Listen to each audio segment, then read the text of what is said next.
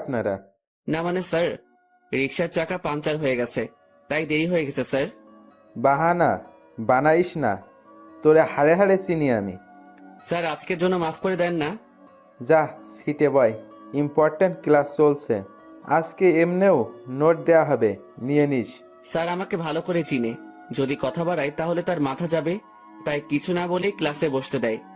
আমিও বসে পড়ি আর ক্লাসে মনোযোগ দেই। তবে দেখলাম তারিন আমার দিকে অন্যভাবেই তাকিয়ে আছে। ক্লাসটা শেষ হতেই আমি ক্যাম্পাসে চলে গেলাম। দেখলাম তারিনও আসলো। এত লেট কেন আজকে? সরি, আসলে ঘুম থেকে উঠতে লেট হয়ে গেছে। তানিয়ারও কি ঘুম থেকে উঠতে লেট হয়ে গেছে, নাকি সেও তোমার সাথে একত্রে আসলো? আরে সেটা তো আমি জানি না, তাকে জিজ্ঞাসা করো তুমি।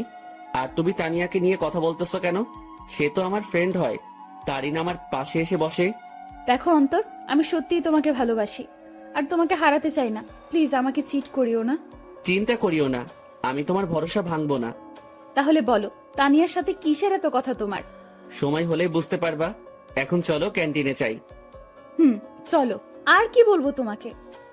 তোরাই যা, আমি তো আকাশ থেকে ভেসে আসছি। না রে শালা, তুই তো উগান্ডা থেকে আসছিস। দূর বেটা। তাহলে আমি বা কেন বাদ যাব? চলো চারজনেই ক্যান্টিনে গিয়ে নাস্তা করে নেই। তারপর আমরা ক্যান্টিনে যেতে লাগি, কিন্তু তারিন তানিয়াকে দেখে কিছুটা সংকোচ বোধ করতে লাগলো, কারণ অন্তর আর তানিয়ার মধ্যে কিছু তো একটা চলতেছে, যা থেকে সে বিরত। আমরা সকলেই ক্যান্টিনে গেলাম আর তানভীরকে পাঠালাম নাস্তা আনতে, আর আমরা আড্ডা দিতে ব্যস্ত। কিন্তু তারিন বারবার অন্তরের দিকে তাকাচ্ছে। সে অন্তরের চোখের ইশারা দেখতে লাগে, যা তানিয়াকে দেওয়া হচ্ছে। কি এমন কথা তানিয়া ও অন্তরের মধ্যে, যা আমাকে বলা হয়নি? তাদের দুজনের হাবভাব ঠিক লাগতেছে না আমার। অনেকদিন ধরেই তাদের আমি একটু ক্লোজ আসতে দেখলাম। কোনো অন্তর আমাকে ঠকাচ্ছে না তো? যেই করেই হোক, তাদের দুজনের মধ্যে কথাবার্তাগুলো আমাকে জানতে হবে। তানভীর নাস্তা নিয়ে আসে আর আমরাও মজা করে খেতে লাগি। নাস্তা খাওয়া শেষ করে আমরা ক্যাম্পাসে চলে যাই। আমি দেখলাম তারিন একটু অন্যমনস্ক হয়ে আছে। কি হয়েছে তোমার? এইভাবে অন্যমনস্ক হয়ে আছো কেন? কোনো সমস্যা? কিছুই না। আচ্ছা শোনো, চলো না একটু ঘুরে আসি। সরি, তানিয়ার সাথে একটু কাজ আছে আমার, কাল যাব। কেমন? আচ্ছা ঠিক আছে। অন্তর, আজকে আমাদের কি করার কথা ছিল? জানি, চলো। আচ্ছা এভরিবডি, ঠিক আছে, পরে কথা হবে। আমার আর অন্তরের একটা কাজ আছে। ঠিক আছে যাও। আর অন্তর সাবধান শালা। বেশি কথা বলবি তাহলে কিন্তু। আচ্ছা যা শালা মর্গা, আর তানিয়ার খেয়াল রাখবি। বাই। তারপর আমি আর তানিয়া বিদায় নিয়ে চলে গেলাম আমাদের কাছে। অন্যদিকে তানভীর, বল। অন্তর আর তানিয়ার দিকে খেয়াল করছিস তুই? কি হয়েছে তাদের? তাদের হাবভাব দেখছিস তুই? দেখলাম তো, আমার থেকে তো কোনো কিছুই মনে হলো না। তোর থেকে মনে হবে কিভাবে? তোর বেস্টু বলে কথা। কিন্তু আমার থেকে তানিয়ার অন্তরের হাবভাব ঠিক লাগছে না। এর উপর আমার পুরো বিশ্বাস আছে, ও কোনোদিনও কোনো উল্টোপাল্টা কাজ করবে না। কিন্তু তানভীর, আমার না একটু তাদের হাবভাব থেকে সন্দেহ হচ্ছে। তুই নেগেটিভভাবে ভাবছিস বলে তোর এমনটা লাগতেছে, কিন্তু পজিটিভলি ভাব, তাহলে দেখবি সব ঠিক লাগবে। কিন্তু তারিনের মনে এখনো অন্তরের প্রতি সন্দেহ আছে, কারণ তারিনকে না বলে সে তানিয়ার সাথে খুব ক্লোজলি ভাবে কথা বলতেছে। এইদিকে আমি আর তানিয়া শপিং মলে চলে আসলাম। আসলে আমাদের কিছু কেনাকাটা করতে হবে, তাই। তো কি কি কিনবি বল? লিস্ট ফুল রেডি করেই আনছি। তাহলে শুরু করে দে। আমরা আমাদের লিস্ট অনুযায়ী শপিং করতে ব্যস্ত। প্রায় আমাদের শপিং শেষ, আর তখনই তানিয়া ডাক দেয়। কিরে, ডাকতেছিস কেন? চল জেন্টস শপে যাব, একটা টি শার্ট নিব। আমার জন্য নিবি? হ, আমাকে পাগলা কুকুর পাইছে তো। আসলেই তোরে পাগলা কুকুরে পাইছে? অন্তর, এটা কিন্তু বেশি হইতেছে। ও মা গো, টুরুলা। আচ্ছা চল। তারপর গেলাম টি শার্ট কিনতে, মানে তানিয়া কিনবে আর আমি দেখবো। কি কালার পছন্দ তানভীরের? আমি আর তানভীর প্রায় সেম কালার পছন্দ করি। বুঝছি, হাই রে চয়েস রে। তারপর তানিয়া ঘুরে ঘুরে দেখতে লাগলো আর কয়েকটা টি শার্ট নিয়ে আমার কাছে আসে। দেখ, এখান থেকে দুইটা সিলেক্ট করে দে। আমিও দুইটা টি শার্ট সিলেক্ট করে দেই, আর সেও কিনে নেই। চল, খিদা লাগছে, কিছু খাওয়াবি? চুপচাপ বাসায় গিয়ে খেয়ে নিস, এমনিও টাকা আছে কিনা জানি না। চুপ কিপটা, তোর জন্যই তো আমি শপিং মলে আসছি, আর তোর জন্যই তো শপিং করলাম।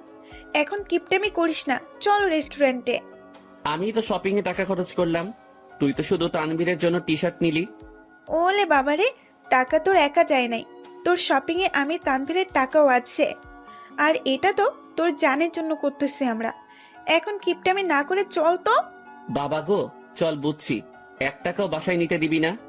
তারপর আমরা রেস্টুরেন্টে গেলাম। সেখানে গিয়ে আমরা বসে পড়লাম, আর তখনই তানভীর ফোন দেয়। হ্যালো, কে? শপিং হয়েছে মামা, নাকি আরও বাকি আছে? শপিং শেষ, শুধু লাস্ট জিনিসটা আনলেই সব কমপ্লিট। সেটা আমি আনবো তো সময় মতো, তুই চিন্তা করিস না। আচ্ছা, তারিন কি চলে গেছে? তবে মামা, তোকে আর তানিয়াকে সন্দেহের নজরে দেখতেছে, বলতেছে তোর আর তানিয়ার মধ্যে নাকি কিছু চলতেছে। হ, তাও তার জন্যই। তো কি করিস? আমি কি করবো? যা করার তোর তানিয়া করতেছে, আমারে লুটতেছে রে মামা। আজ যদি তানিয়ার সাথে ব্রেকআপ করতি, তাহলে এই দিন দেখতে হতো না আমার। সমস্যা নাই, তানভীর যদি আমাকে ছেড়ে দেয় আমিও তোর গলায় পড়বো আর কি। যা লুট হ। আচ্ছা, খাওয়া দাওয়া করে নিয়ে জিনিস সহ তানিয়াকে বাড়ি দিয়ে আসিস। ভাই, তুই এসে নিয়ে যা না। সাথে সাথে তানিয়া আমার থেকে ফোন কেড়ে নিল আর শুরু করে দিল তাদের প্রেমালাপ। আর আমি বেচারা আমারটার জন্য মরতেছি। তানিয়া তানভীরের কথা শেষ, আর আমাদেরও খাবার চলে আসে। অন্যদিকে তারিন ও তার কিছু বান্ধবীদের নিয়ে একই রেস্টুরেন্টে আসে, যেখানে অন্তর ও তানিয়া উপস্থিত। তারিন, দেখ তো, এটা অন্তর ভাইয়া না? তারিন অন্তরকে তানিয়ার সাথে দেখে প্রায় অবাক হয়ে গেল। তারিন দেখতে লাগলো তানিয়া আর অন্তর হেসে হেসে কথা বলতেছে আর খাবার খাচ্ছে। তারিন তার মোবাইলটা বের করে অন্তরকে কল দেওয়ার জন্য। এইদিকে আমি জানি না প্ল্যান সাকসেস হবে কিনা, তবে আমি আমার কলেজাটাকে খুশি দেখতে চাই। আমরা তো সেটাই চেষ্টা করতেছি অন্তর, তুই চিন্তা করিস না। হঠাৎই আমার কলটা বেজে ওঠে আর দেখলাম তারিন কল দিছে। আমিও রিসিভ করলাম। হ্যালো। কোথায় তুমি? আমি তো বাসায়। কেন? ও, কি করো তুমি? এই তো আছি। আর কি, মোবাইল নিয়ে। তুমি কি করো? আমিও মোবাইল নিয়ে ব্যস্ত। আচ্ছা, পরে কথা বলি, কেউ রুমের দিকে আসতেছে। Okay bye. তারপর কেটে দিল। কি বলে সে? আমি কোথায় কি করি এইসব? বাদ দে, তাড়াতাড়ি খাবার খেয়ে নে। অন্যদিকে তারিন অন্তরের মিথ্যা কথা শুনে মুখ চেপে কান্না করতে করতে বেরিয়ে যায়, সাথে তার বান্ধবীরাও। ও কেন আমার সাথে এত বড় প্রতারণা করলো? যদি আমাকে ভালো না বেসে থাকে, তাহলে কেন আমার ফিলিংস নিয়ে এইভাবে খেলা করলো সে? আমি কি ওকে ভালোবাসি নাই, নাকি আমার ভালোবাসায় কমতি ছিল? না, এর জবাব ওকে দিতেই হবে। তারিন কোনো মতে তার চোখের পানি ধরে রেখে বাড়ি চলে যায়। এইদিকে, ম্যাডাম চলেন, আজকে এমনিও অনেক কাজ আছে আমাদের। তারপর বিল মিটিয়ে তানিয়াদের বাড়ির দিকে চলে যাই। তবে তানিয়াদের পুরনো বাড়িতে যাই আমরা। তানিয়াদের পুরনো বাড়িতে আসার আগেই তানভীরকে কল দিয়ে আসতে বলে দেই, আর সে এখন উপস্থিত। সব নেওয়া হয়েছে তোর? হয়েছে, জাস্ট লাস্ট জিনিসটাই বাকি। মামা, তারিন কিন্তু তোর উপর সন্দেহ করতেছে। সে মনে করতেছে আমার কলিজার লগে তোর চলতেছে। আমাকে কি পাগলে পাইছে? এই সেমনির সাথে আমার চলবো? ভাই রে ভাই, কি জিনিস রে এটা! আমার লুটি ফেললো। ভাই, একটু দেখে শুনে রিলেশন করতে পারিস না? ওই সাবধান। ঝগড়াঝাড়ি বাদ দে, আর এইগুলো আমাদের দিয়ে বাড়ি যা, আমরা কাজ শুরু করে দিব। ওকে, নে এইগুলো। আমি গেলাম। তারপর তাদের জিনিসপত্রগুলো দিয়ে আমিও বাড়ি চলে গেলাম। কই ছিলি তুই? আসিলাম আর কি, মেসেজ দিছিলাম না, দেখো নাই? দেখছি। যা রুমে, আমি তোর জন্য চা আনতেছি। এই না হলে আমার আম্মু আমার কতই না খেয়াল রাখে, আমাকে কতই না ভালোবাসে। হাওয়া দাওয়া বন্ধ কর। আমিও রুমে চলে গেলাম আর একটু ফ্রেশ হয়ে সেই খাটে লেটিয়ে পড়ি। আর আজকের পার্টির জন্য উত্তেজিত। আসলে প্রায় 1 সপ্তাহ আগ থেকে আজকের দিনের জন্য প্ল্যান করতেছি আমি, তানভীর ও তানিয়া। কারণ আজ আমার কলিজাটার জন্মদিন, তাই চিন্তা করলাম ওর জন্য সারপ্রাইজ বার্থডে পার্টি অ্যারেঞ্জ করে তারিনকে সারপ্রাইজ দিব আমি। আমি শিওর তারিন আজকে সেই লেভেলে চমকেও যাবে, ও খুশিও হবে, কারণ আমি জানি তারিন আমাকে কতটা ভালোবাসে। আম্মু চা নিয়ে আসে। আসলে দুপুরে চা খাওয়ার অভ্যাস, তাও রং চা। কি রে, আজকে তোর চেহারায় অন্য কিছুই দেখতে পাচ্ছি আমি। কি ঘটিয়ে আসলি আবার? দূর, কই কি ঘটাইছি আমি? সত্যি করে বল, কি ঘটিয়ে আসলি তুই? তোর চেহারায় আজ অন্য কিছুই বলতেছে আমাকে। ধুর আম্মু, বললাম তো কিছুই ঘটাই নাই। যাও, কথাই বলবো না। বলিস না, আমি গেলাম, তুই তোর রং চা শেষ কর। তারপর আম্মু চলে যায় আর আমিও রং চা শেষ করলাম। আর আজকে কি কি হবে সেটা নিয়ে ভাবতে লাগলাম। অন্যদিকে তারিন বালিশে মুখ গুজে কান্না করতে ব্যস্ত, কারণ সে অন্তরকে তানিয়ার সাথে রেস্টুরেন্টে দেখলো। আর যখন সে অন্তরকে কল দেয় ও জিজ্ঞাসা করে, তখন অন্তর তাকে মিথ্যা বলে। সে অন্তরের এইসব নিয়ে ভাবতে লাগে আর চোখের পানি ফেলতে লাগে। সন্ধ্যাবেলা আমিও রেডি হয়ে নিলাম, দেখলাম তানিয়া কল দিছে। হ্যাঁ বল। কই তুই আসবি না? আমি না আসলে আমার তারিন কেক কেক কে খাওয়াবে, ও লাগাবে। আচ্ছা, তানভীর কি গেছে কেক আনতে? তুই তাড়াতাড়ি আয়। বলেই কল কেটে দিল। আমিও মোবাইল আর ওয়ালেট নিয়ে বাসা থেকে বেরিয়ে পড়লাম। আমি চলে গেলাম সেই জায়গায়, সেখানে আমাদের বার্থডে পার্টি হবে, আর সেটা হলো তানিয়াদের পুরনো বাড়ি। আসলে তানিয়ার পরিবার আমাদের চিনে, আর তানিয়া ও তানভীরের বিয়েও ঠিক হয়ে আছে, কারণ তানিয়া ও তানভীরের বাসায় তাদের সম্পর্ক মেনে নেয়। আমিও দরজার কাছে গিয়ে নক দেই। কিরে আসছিস? আজকে সেই মজা হবে, আমি তো আর ওয়েট করতে পারতেছি না। ভেতরে চল তো। আমিও ভিতরে চলে যাই। অন্যদিকে তারিনের বান্ধবী নিশু দেখে অন্তর ও তানিয়ার কথাবার্তা শুনে অবাক হয়ে যায়। এটা আমি কি শুনলাম? অন্তর ভাইয়া তানিয়া আপুর সাথে ছি, উনি এত নিচু মানুষ তা আমার জানা ছিল না। আমি এখনই তারিনকে বলবো এই সব। নিশু তার মোবাইল বের করে আর তারিনকে কল দেয়। হ্যালো তারিন, শোন, কথা আছে। বলো। তারপর নিশু যা যা শোনে সব বলে, যা শুনে তারিন এবার রেগে যায়।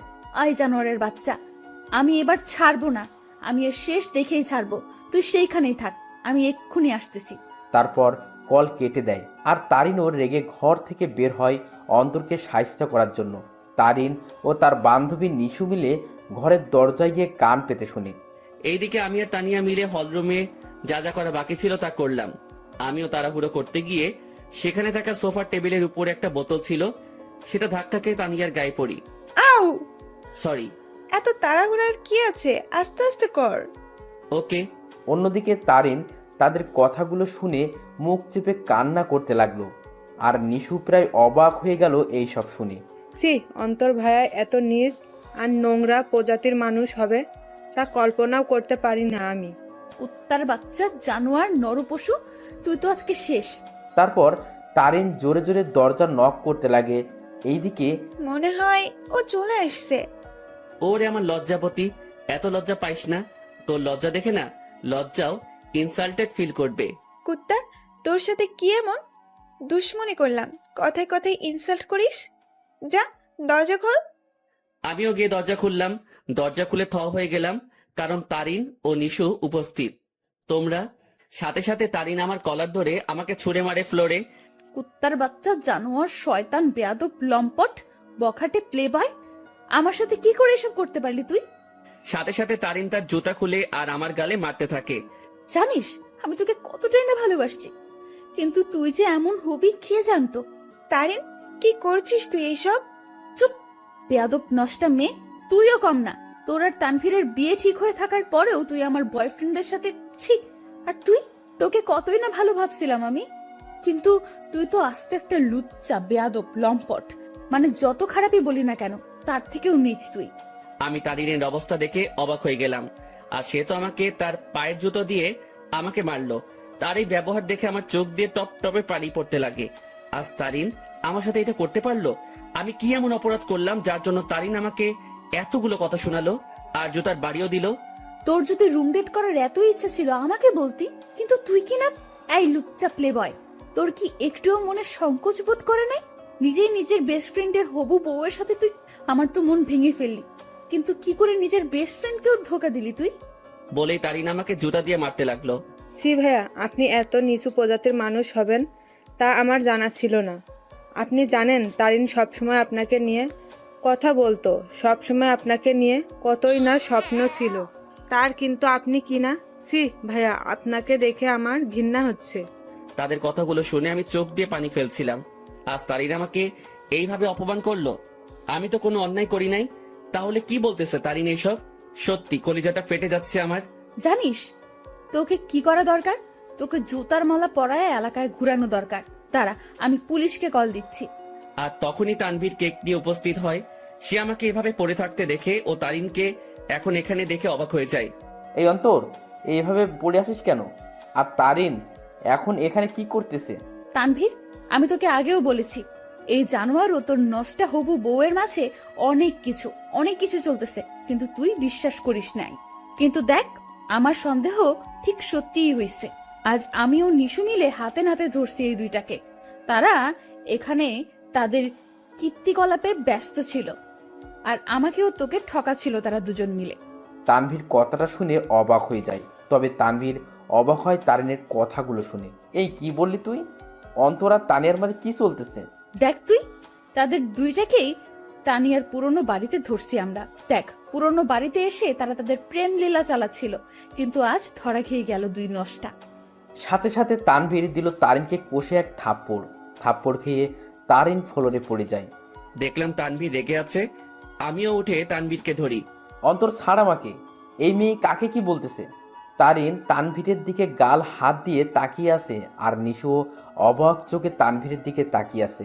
তানভীর আমার থেকে নিজেকে ছাড়াই নাই, আর তারিনের চুলের মুঠি ধরে দাঁড় করাই। এই তুই কাকে কি বলছিস? আর কি বললি তুই? তারা এখানে এসে তাদের প্রেম লীলা চালাচ্ছিল, তাই না? আয় আমার সাথে তুই। তারিনের চুলের মুঠি ধরে হলরুম দেখাতে লাগে। এই দেখ, তারা আসলে কি করতেছিল। তোর জন্মদিন উদযাপন করার জন্য সে আজ থেকে 7 দিন আগে থেকেই তোকে খুশি করার জন্য আমাকে ও তানিয়াকে নিয়ে প্ল্যান করে। সে তোর হাসি মুখটা দেখার জন্য দেখ কি করছে। চারদিকে ভালো করে তাকিয়ে দেখো। তারিন ভালো করে দেখে পুরো হলরুম দেখে যা সম্পূর্ণভাবে সাজানো। সেখানে বেলুন, জরি কাগজ ও বিভিন্ন কাগজের কারুকার্য দিয়ে সাজানো। তারপর তানভীর তারিনের চুলের মুঠি ধরে বার্থডে অলবোর্ড দেখায়। কি, ওরা তো এখানে নষ্টামি করতে আসছে, তাহলে এই সব কোনো প্রয়োজন ছিল? উত্তর দে। তানভীর আবার তারিনকে চুলের মুঠি ধরে কেকের প্যাকেটের কাছে নিয়ে যায়। দাঁড়া, তাদের নষ্টমী আরও একটা নমুনা দেখায় বলেই সেই প্যাকেট খুলে দেখায়। দেখ, তাদের নষ্টামি উদযাপন করার জন্য বার্থডে কেক আনে, যেটা তো সুন্দর করে লেখা আছে হ্যাপি বার্থডে তারিন। তারিন এই সব দেখে তাদের মনের মধ্যে অন্তরের বিরুদ্ধে যত সন্দেহ ঘৃণা ছিল সব দূর হয়ে যায়, আর সেই সেখানেই হাউমাউ করে কান্না করে দেয়। কিরে, এখন কান্না করতেছিস কেন তুই? আরও দেখবি তাদের নষ্টামির নমুনা। আসলে তোদের মতো মেয়েরা না ভালোবাসতেই জানে না, শুধু মুখে ভালোবাসি ভালোবাসি বললেই হয় না, মনে প্রাণে বিশ্বাসও করতে হয় ভালোবাসার মানুষকে। কিন্তু তুই কি করছিস? খালি সন্দেহ। হ্যাঁ, আমার বেস্টু খারাপ, কারণ সে তাকে খুশি করতে চেয়েছিল, আর আমি আমার সেই খারাপ বন্ধুকে নিয়ে গর্ব করি, কারণ সে মানুষকে ঠকায়নি কোনো দিনও। সে সব সময় সবাইকে হাসি খুশি দেখতে চায়, কিন্তু আড়ালে সে নিজেই কান্না করে যেত। কিন্তু যখন তুই তার জীবনে আসছিস, সে মনে করছিল সেও এখনো হাসি খুশি থাকবে, কিন্তু তুই আজকে তাকে সবচেয়ে বড় কষ্ট দিয়ে দিলি। হ্যাঁ, আমার বন্ধু জানোয়ার, কারণ সে তোকে হাসাতে চেয়েছিল, যার প্রতিদান আজ তুই দিয়ে দিলি। তানভীর, অন্তর কোথায়? নিশু, অন্তর কোথায়? নিশু চুপ হয়ে আছে। তানভীর সাথে সাথে বাইরে দৌড় দেয় অন্তরকে খোঁজার জন্য, কিন্তু অন্তরকে পায়নি সে। তারিন সেখানে কান্না করতে করতে বসে পড়ে। তারিন, ছি, তুই এত নিস মন মানসিকতার মেয়ে, তা আমার জানা ছিল না। কিভাবে তুই এ ভাবলি? অন্তর আমাকে বান্ধবী মানে তো ঠিকই, সাথে ও আমাকে মন থেকে সম্মানও দেয়। আর তুই কি না, অন্তর তোর জন্য কতই না কি করতে চাইছিল। সে চাইছে তোকে সারপ্রাইজ বার্থডে পার্টি দেবে, কিন্তু তুই তাকে কি দিলি? অনেক অপমান ও জুতার বাড়ি। কি করে পারলি তুই এইসব ভাবতে? অন্তর তোকে কতটা ভালোবাসে তা আমি আর তানভীর ভালো করেই জানি, কিন্তু তুই ভালো যেহেতু বেসেছিস, তাহলে একটু ভালোবাসার মানুষকে বিশ্বাস করতে শেখ, সন্দেহ না। আমার মনে হয় না তুই অন্তরকে কোনো দিনও ভালোবেসেছিস, কিন্তু সে তোকে মনে প্রাণে ভালোবেসেই গেল। তানভীর বাইরে থেকে আসে। অন্তরকে পাইছো?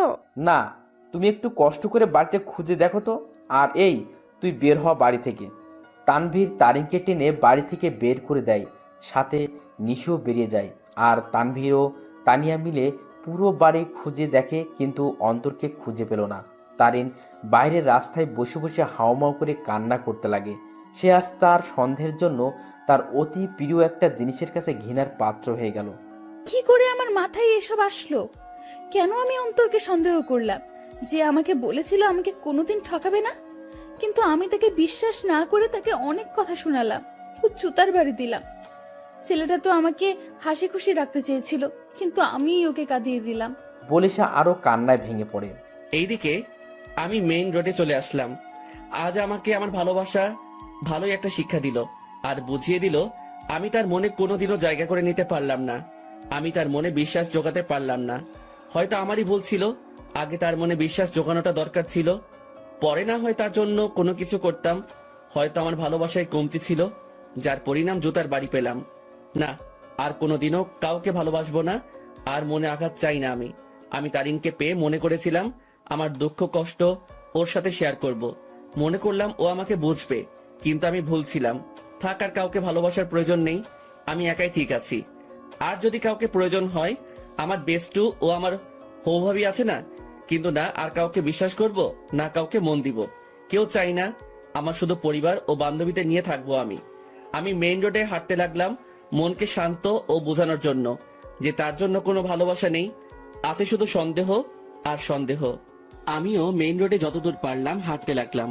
কি বা করবো আমি? ভাঙা মনকে সান্ত্বনা দিতে চাচ্ছি আমি। চিন্তা করছিলাম মনের মতো একজন পেয়ে তাকে নিয়ে আমি হাসি খুশি থাকবো, কিন্তু ভাগ্য একটা মোড় দিয়ে দিল। রাত 11টা বাজে, আমি এখনো রাস্তায় হাঁটছি আর চোখের পানি ফেলছি।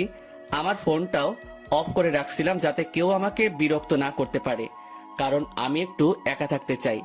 রাত 12টা বাজে, আমি রাস্তার এক কোণায় বসে আছি। তবে আজ আমার নেশার সাহায্য নিতে ইচ্ছা করছে, তাই আমিও উঠে হাঁটতে লাগলাম আর খুঁজতে লাগলাম কোনো দোকান খোলা আছে কিনা। আমি দেখলাম একটা টঙের দোকান খোলা, তাই আমিও চলে গেলাম। কি চাই মামা? আমি সংকোচ বোধ করতে লাগলাম, কারণ আমি আজ পর্যন্ত কোনো দিনও কোনো দোকানে গিয়ে সিগারেট চাই নাই। আরে ভাই, বলবেন তো কি লাগবে? সিগারেট লাগবে? আরে এটার জন্য এভাবে সংকোচ বোধ করছেন কেন ভাই? বলেন কি সিগারেট দিব? আমি বেশিরভাগই ডার্বি, ব্যানসন ও গোল্ডলিপের কথা শুনেছিলাম, তাই চিন্তা করলাম তিনটাই নিয়ে নেই। ডার্বি, ব্যানসন ও গোল্ডলিপ তিনটার এক প্যাকেট দিয়ে দেন। তারপর দোকানদার আমাকে দেয় আর আমিও টাকা দিয়ে দেই, সাথে একটা লাইটারও নিয়ে নিলাম। আমিও যেতে লাগি। ভাই একটা কথা বলবো? জি বলেন। ভাই আমি এই প্রথম দেখলাম কেউ একসাথে 3 ধরনের সিগারেট নিল। ভাই আপনারা কি গ্রুপ মিলে আড্ডা দিবেন নাকি? সেটা আপনি না জানলেও চলবে, আপনার কাজ সিগারেট বিক্রি করা, এই সকল প্রশ্ন করা না। বলেই চলে আসলাম সেখান থেকে। তারপর আমিও আবারও মেইন রোডে গিয়ে সিগারেট ধরালাম। হাতে সিগারেট খাবো কি খাবো না তা ভাবতে লাগলাম। পরে এইসব ভাবনা চিন্তা বাদ দিয়ে সোজা খাওয়া শুরু করে দিলাম। প্রথমে একটু কষ্ট লাগলেও পরে ঠিক লাগতে লাগলো।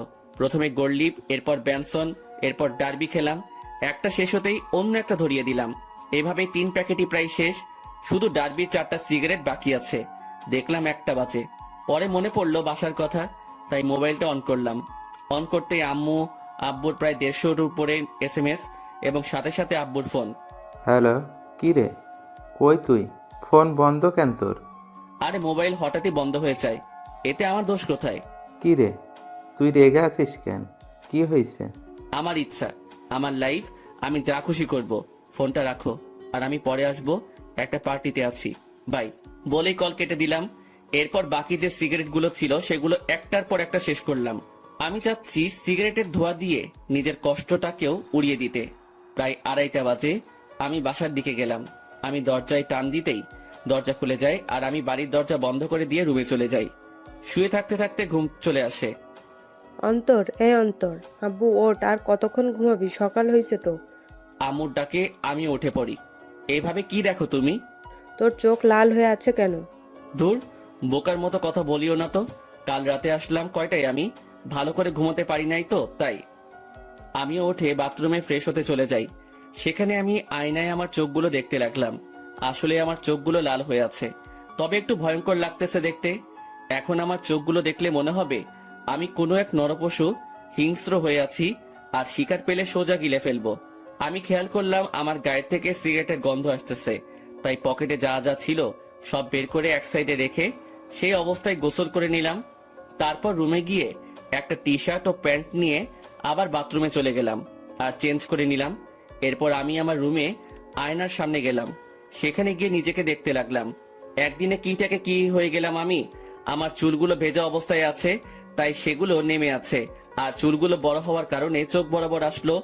তবে সেই অবস্থায় নিজেকে দেখলাম আর নিজেই প্রায় ভয় পেয়ে গেলাম, কারণ আমার চুল ও চোখের জন্য একটা কি বলবো ভাই, বাদ দেন। আমিও ডাইনিং রুমে চলে গেলাম। দেখলাম আব্বুও উপস্থিত। আমিও টেবিলে বসলাম। কি রে, কাল রাতে কই ছিলি? একটা ফ্রেন্ডের বাসায় বার্থডে পার্টিতে ছিলাম। আমাদের একটু বলে যাইতি, ভালো হইতো। আমাদের কি চিন্তা হয় না তোর জন্য? সাথে সাথে টেবিলের উপর থেকে একটা গ্লাস নিয়ে ফ্লোরে আছাড় মেরে ভেঙে ফেলি। আমাকে পাইছোটা কি তোমরা?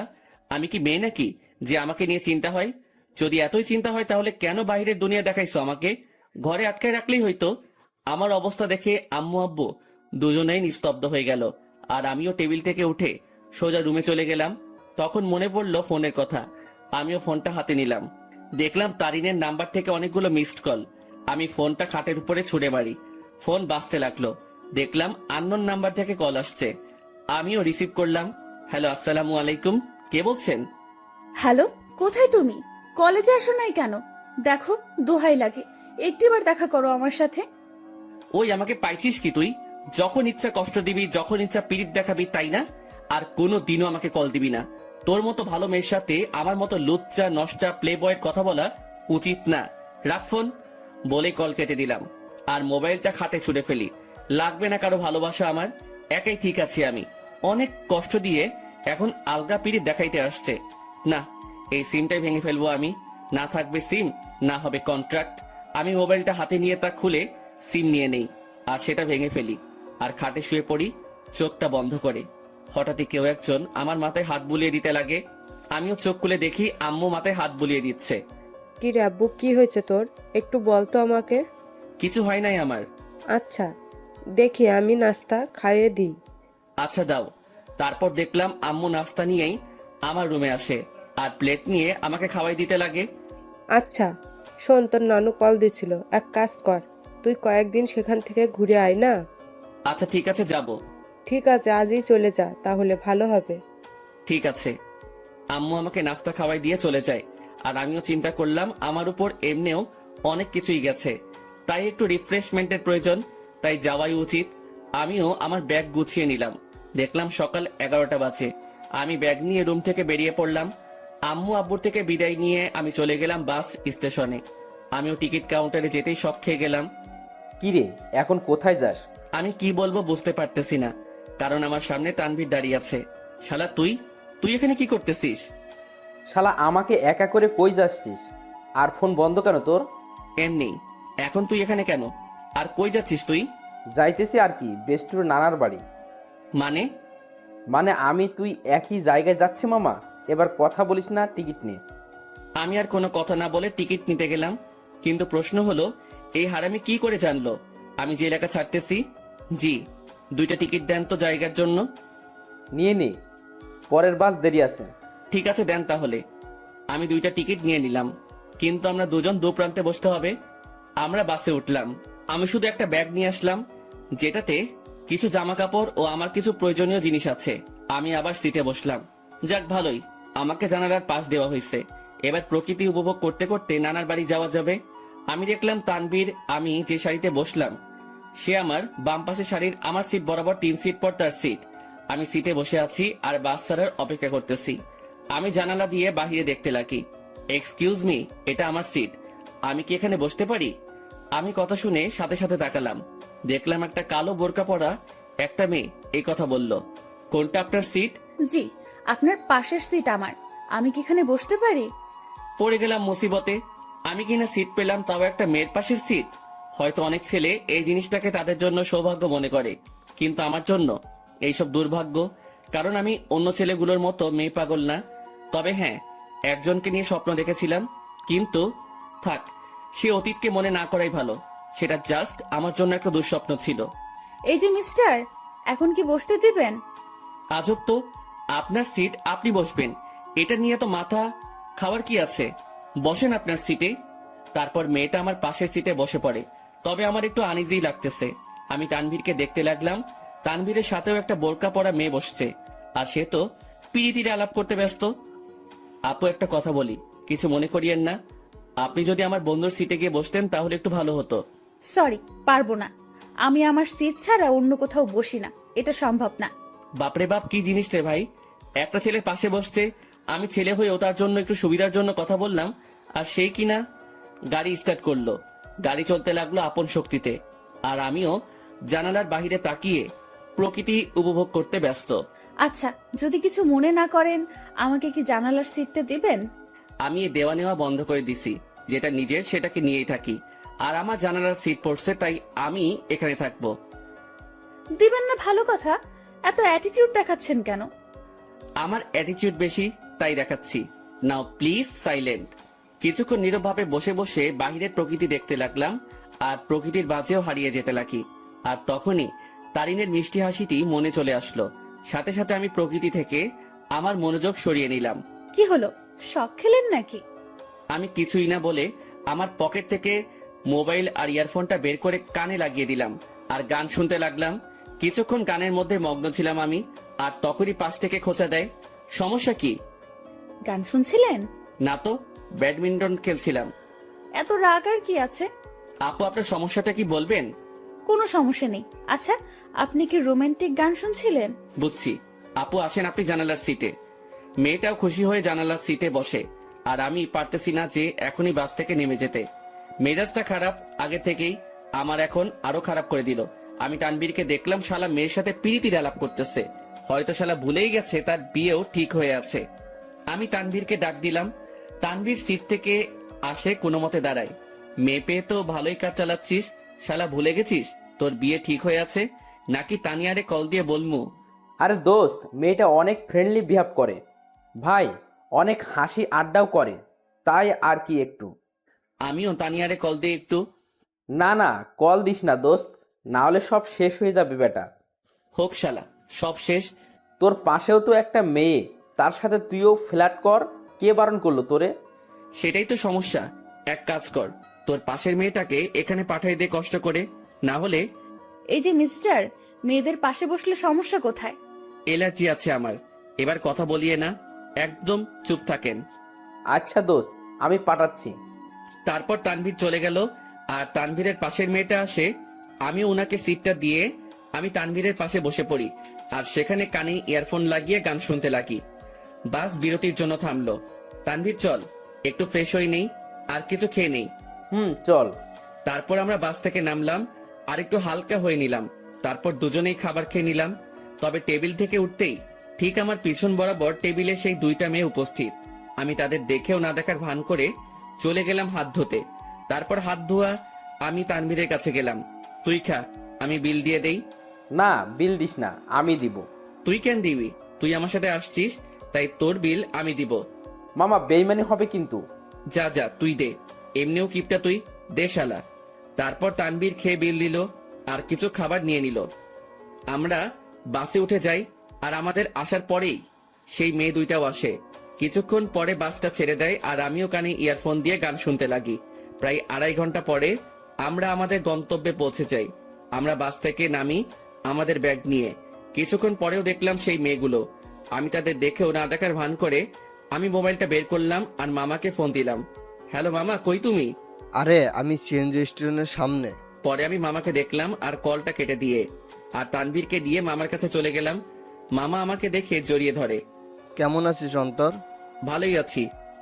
তোমাকে কয়বার বললাম আমার জন্য গ্রামের একটা সুন্দরী খুঁজতে, যাতে বিয়ে করতে পারি? বজ্জাত, এখনো ফাজলামি যায় নাই তাই না? কেমনে যাবে? মুই লেজেন্ডারি ফাজিল। আর মামা, এ হলো আমার বেস্টু, যার কথা তোমাকে বলতাম। কেমন আছো তানভীর? তোমার কথা আমাকে এই ফাজিলটা প্রায় সময় বলে থাকে। জি ভালো, আপনি কেমন আছেন? ভালো। আচ্ছা তোরা চল আমার সাথে।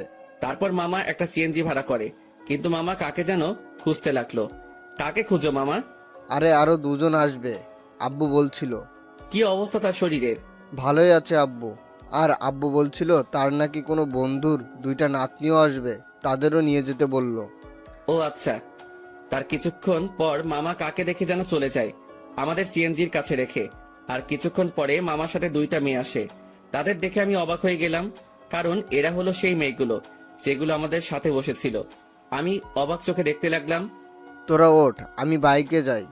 মামা বাইক আনছো? কেন? মামা তুমি সিএনজি করে চলে যাও, আমি বাইক নিয়ে আসতেছি। ভুলেও না। প্লিজ মামা, অনেকদিন পরে বাইক পাইলাম। কাল চালাস। আর কিছু বললাম না, কারণ মামার সাথে কথা বাড়ায় লাভ নাই। আমি আর তানভীর সিএনজিতে উঠে পড়ি আর পিছে সেই 2টা মেয়েই মজা করে বসে পড়ে। তারপর সিএনজি চলতে লাগে তার আপন গতিতে। আমিও গ্রামের পরিবেশ উপভোগ করতে করতে যেতে লাগি। মামা তার বাইক নিয়ে চলে যায়। আমরা আমার নানার বাড়ি পৌঁছে যাই।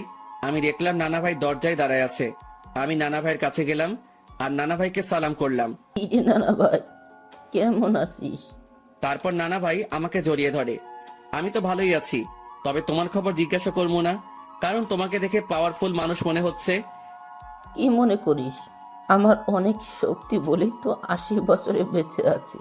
কিন্তু নানা ভাই, আমি তো শুনছি ভালো মানুষ তাড়াতাড়ি মরে, আর শয়তান নাকি অনেক বছর বাঁচে। চুপ বেটা, ভিতরে যা। আমারে ধমকায় লাভ নাই নানা ভাই। তারপর তানভীরকে আমার কাছে ডাক দিলাম। নানা ভাই, আমার বন্ধু তানভীর, ও আমার সাথে আসছে। আসসালামু আলাইকুম। ওয়ালাইকুম আসসালাম। আমার বজ্জাত নাতিটা আমাকে নানা ভাইকে ডাকে, তুমিও আমাকে নানা ভাই ডাকতে পারো। জি আচ্ছা। মানিক, অন্তর তোর বন্ধুকে তাদের রুম দেখিয়ে দে। আচ্ছা আব্বু, তোরা আয় আমার সাথে। আমরা দুজন মামার সাথে যেতে লাগি। আসলে নানাদের বাড়িটা বলতে গেলে বড় একতলা বিল্ডিং, যেটা একটু বড় করে বানানো হয়। মামা আমাদের একটা রুমে নিয়ে যায়। এটা তোদের রুম। আর তানভীর, তুমি আমাকে মামা ডাকতে পারো, অন্তর যেমনটা ডাকে আর কি। মামা না, এখন থেকে মামু ডাক মনে। আস্তে আস্তে শুরু করে দিলে। দাঁড়া, তোরে বিয়েটা করায়ে দিয়ে তোর বউয়ের হাতে তোরে শায়েস্তা করবো আমি। আগে নিজের গদি সামলাও। লাস্ট টাইম মামিকে দিয়ে কি করছিলাম মনে আছে নাকি? এবার আগের বারের থেকেও ডাবল হবে। তোরা ফ্রেশ হয়ে হলরুমে আয়, আমি গেলাম। কিরে ভাই, তুই তোর মামার থ্রেট দেশ? হ, আরে বেটা, আসলে আমাদের পরিবারটা একদম ফ্রেন্ডলি, তাই সবার সাথে হাসি মজা করেই থাকি। তোর মতো আমি একটা পরিবার পাইলে হইতো। আমার পরিবার মানে তোরও পরিবার বেটা। এখন কথা না বলে ফ্রেশ হয়ে নে। তারপর তানভীর ফ্রেশ হয়ে নিল। এরপর আমিও ফ্রেশ হয়ে নেই, আর দুজনেই হল রুমে যাই। সেখানে আমার মামাতো ভাই শান্ত বসে বসে মামা ও নানা ভাইয়ের সাথে কথা বলতেছে। কিরে শান্ত, কি অবস্থা তোর? শান্ত আমাকে দেখে আমার কাছে চলে আসে। সে 9-এ পড়ে। অন্তর ভাইয়া, কি খবর তোমার? কেমন আছো? ভালো আছি, কিন্তু তোর থেকে আমি এটা আশা করিনি। আমি আবার কি করলাম? তুই নাকি গোপনে বিয়ে করে ফেলছিস। দূর ভাইয়া, কি বলো এইসব তুমি? আমার কথা একটু ভাবলি না? আমি তোর থেকে কত বড়, অথচ বিয়ের দিক দিয়ে ছোট বানাই দিলি। কেমনে পারলি এটা করতে তুই? তোর তো বলছিলাম আমার জন্য মেয়ে খুঁজতে, আর তুই কি না, কাজটা ভালো করিস নাই তুই। দূর ভাইয়া, কে বলেছে তোমারে আমি বিয়ে করছি? আমার বিয়ের বয়স হয়েছে নাকি? আজকালকার পোলাপানগুলো বিশ্বাস নাই, বড় ভাইরে রেখে তারাই গোপনে কাজ সেরে ফেলে। আল্লাহ কোন যুগে আনলা তুমি আমারে? তোদের কথাবার্তা শেষ হলে নাস্তা কর। ও মামি, তোমার জামাই আমাকে বাস স্টেশনে মারছে। নাউজুবিল্লাহ। কিরে বেটা, আমি তোরে কই মারলাম? এই, তুমি অন্তরের গায়ে হাত দিছো? অন্তর আসতে না আসতেই কি মামারে এভাবে মারবি নাকি? তোর জ্বালায় আর বাঁচবো না আমি। আব্বুরে আগেই বলছিলাম এই শয়তানটা যদি আসে আগেই আমাকে বলে দিতে, যাতে বনবাসে ভাগতে পারে। মামার কথা শুনে সবাই হেসে দিল। নানা ভাই, নানু কই? কি আমার উপর ডাক নাকি নানু? হ্যাঁ, তার আদরের ছেলেরে কষ্ট দিবি আর সেই মনে হয় তোরে এমনি এমনি ছাড়ি দিব? কিছু মনে হয় বলতে হবে। তো নানু তার রুমে, আসলে শরীর একটু অসুস্থ তো, তাই রুম থেকে কম বের হয়। আচ্ছা, তাহলে আমি দেখা করে আসি। তারপর আমি নানু রুমের দিকে যেতে লাগি। নানু রুমের দিকে যেতেই আমি কিছু কথাবার্তা শুনতে পেলাম। নানু, আমি অনেক বড় ভুল করে ফেলেছি নানু। এখন ও আমাকে দুই চোখেই দেখতে পারে না। তুমি চিন্তা করিও না, আমাকে নানু ডাকছো না, আমি সব সামলে নিব, তুমি কান্না থামাও। আমি বুঝতে পারলাম নানু রুমে অন্য কোনো মহিলা বা মেয়ে আছে, তবুও এটা ফ্যাক্ট না আমার জন্য। আমি যেহেতু আসছি তাই দেখা করবই, কারণ নানু আমাকে ইগনোর করবে না। তার কাছে আমি আগে, বাকি সবাই পরে। নানু, দরজা খুলে যায়। আর দেখলাম নানু দরজা খুলে নানু আমাকে জড়িয়ে ধরে। কেমন আছো নানু? ভালো, তুই কেমন আছিস? আমি তো ভালোই। আয় ভিতরে আয়। আমি নানুর সাথে ভিতরে গেলাম। আমি ভিতরে যেতেই দেখলাম আমাদের সাথে বোরকা পরা যে দুইটা মেয়ে আসছিল তারা রুমে উপস্থিত। নানু ভাই, বয় তুই। বোরকা পরা দুটো মেয়ে বলল, আচ্ছা নানু, আমরা যাই, পরে কথা বলবো আপনার সাথে। ঠিক আছে, যাও, আর চিন্তা করিও না, আমি সামলে নেব, কান্না করিও না, কেমন? তারপর রুমে থাকা দুইটা মেয়েই চলে যায়। নানু, মেয়েগুলোকে? আর কান্নাকাটি করতেছিল কেন? আর বলিস না, একটু পারিবারিক সমস্যা, তাই আর কি। তো নানু ভাই, অবশেষে তোকে দেখলাম আমি। এবার শান্তিতেই মরতে পারবো আমি। নানু, কি উল্টাপাল্টা কথা বলো তুমি? এই সব বলা বাদ দাও তো। আচ্ছা নানু ভাই, বাদ দিলাম। এখন এটা বল, কেমন আছিস? আমি তো ভালোই আছি। তা তো দেখতেই পারতেছি, মনে অনেক কষ্ট নিয়ে সকলের সামনে ভালো আছিস দেখছি। মানে? কিছু না, বাদ দে। আমি নানুর সাথে নানুর রুমেই অনেকক্ষণ যাবৎ কথা বলি। অন্তর, একটা কথা শোন। জি নানু, বলো। মানুষ মাত্রই ভুল, তাই ভুল করবে, তাই বলে তাকে ক্ষমা করে দেওয়াই ভালো। কথাটা ঠিক বুঝলাম না নানু। আচ্ছা থাক, যা, রাত হইছে, খাবার খেয়ে নে। তুমি খাবা না? খাবো তো, তবে তোর মামি, আমি আর বাসায় আরো দুজন মেহমান আসছে, তাদের সাথে খাবো আর কি। আচ্ছা ঠিক আছে। তারপর আমি নানুর রুম থেকে চলে যাই আর হল রুমে যাই। সেখানে দেখি নানা ভাই, মামা ও তানভীর কথা বলতেছে। ভালোই তো, বহুত ভালো আলাপ চলতেছে মনে হয়। আমাকে দেখেই তারা হতাশ হয়ে যায়। বুঝলাম না কেন। আজব তো, এইভাবে কি দেখো? আমি কি ভূত নাকি? ভূতের চেয়ে কম নাকি তুই? এই মামু, মেজাজ খারাপ কইরো না, না হলে কিন্তু। কি করবি তুই? গ্রামের একটা মাইয়ারে কিডন্যাপ করে বিয়ে করে চলে আসমো। আমার কথা শুনে সকলেই হাসতে লাগে, তবে আমিও উপর দিয়ে হাসতে লাগি, কিন্তু ভিতর দিয়ে থাক বাদ দেই এইসব। আমার জন্য কি অন্যদের হাসি ঠাট্টা বন্ধ করব নাকি? মামি আমাদের খাবারের জন্য ডাক দিল আর আমরাও চলে গেলাম খাবার খেতে। ভাই, শীতকাল, গায়ে আমার কোট আছে, তারপরেও একটু শীত লাগছে। রাতের খাবার খেয়ে নিলাম আমরা। আমিও চিন্তা করলাম রাতের বেলা একা একা হাঁটার। আমি আস্তে করে বাহিরের দিকে যেতে লাগি। কিরে, চোরের মতো কই যাস? যা শালা, ধরা খেয়ে গেলাম। না মানে একটু বাহিরে যাব মামা। অন্তর, বাইরে প্রচুর ঠান্ডা। অসুবিধা নাই, একটু যাই, চলে আসবো তো। ঠিক আছে যা, তবে দরজা লাগিয়ে দিবি। তুই দরজার কাছে আসলে আমাকে একটা কল দিস, আর তানবীরকে নিবি। না মামা, তানবীর এমনিও জার্নি করে আসছে, ক্লান্ত সে, তাই তাকে না নেওয়াই ভালো। আমি মামার সাথে কথা বলেই বাহিরে চলে আসি আর পকেট থেকে মাস্কটা বের করে পরে নেই আর কোটটাও মাথায় দিয়ে দেই। আমি হাঁটতে লাগলাম আর হাঁটতে হাঁটতে একটা দোকানের কাছে চলে গেলাম। আর সেখানে যেতেই মাথায় আসলো সিগারেটের কথা। মুখে মাস্ক আর হুডি, আর সেই অবস্থায় দোকানে চলে গেলাম। আরেক প্যাকেট ডার্বি নিয়ে নেই, সাথে ম্যাচও। সেটা নিয়েই আমিও চলে যাই এক নির্জন জায়গায়, মানে বলতে গেলে পুকুর পাড়। সেখানে পাড়ে বসার জায়গা আছে আর আমিও সেখানে বসে পড়ি আর সিগারেট টানতে লাগি। সিগারেটের ধোঁয়ার আমি আমার কষ্টগুলোকে উড়িয়ে দিচ্ছি। একজনকে মনে প্রাণে খুব ভালোবাসছিলাম, যার প্রতিদান জুতার বাড়ি পাইছি। একেবারে ভালো মতেও শিক্ষা হয়েছে আমার, আর কোনো দিনও ভালোবাসার দিকে যাব না। একাই ঠিক আছি আমি, না কারো টেনশন, না কাউকে হারানোর ভয় আমার। আমি পুকুর পাড়ে বসে বসে 2টা সিগারেট খাইলাম।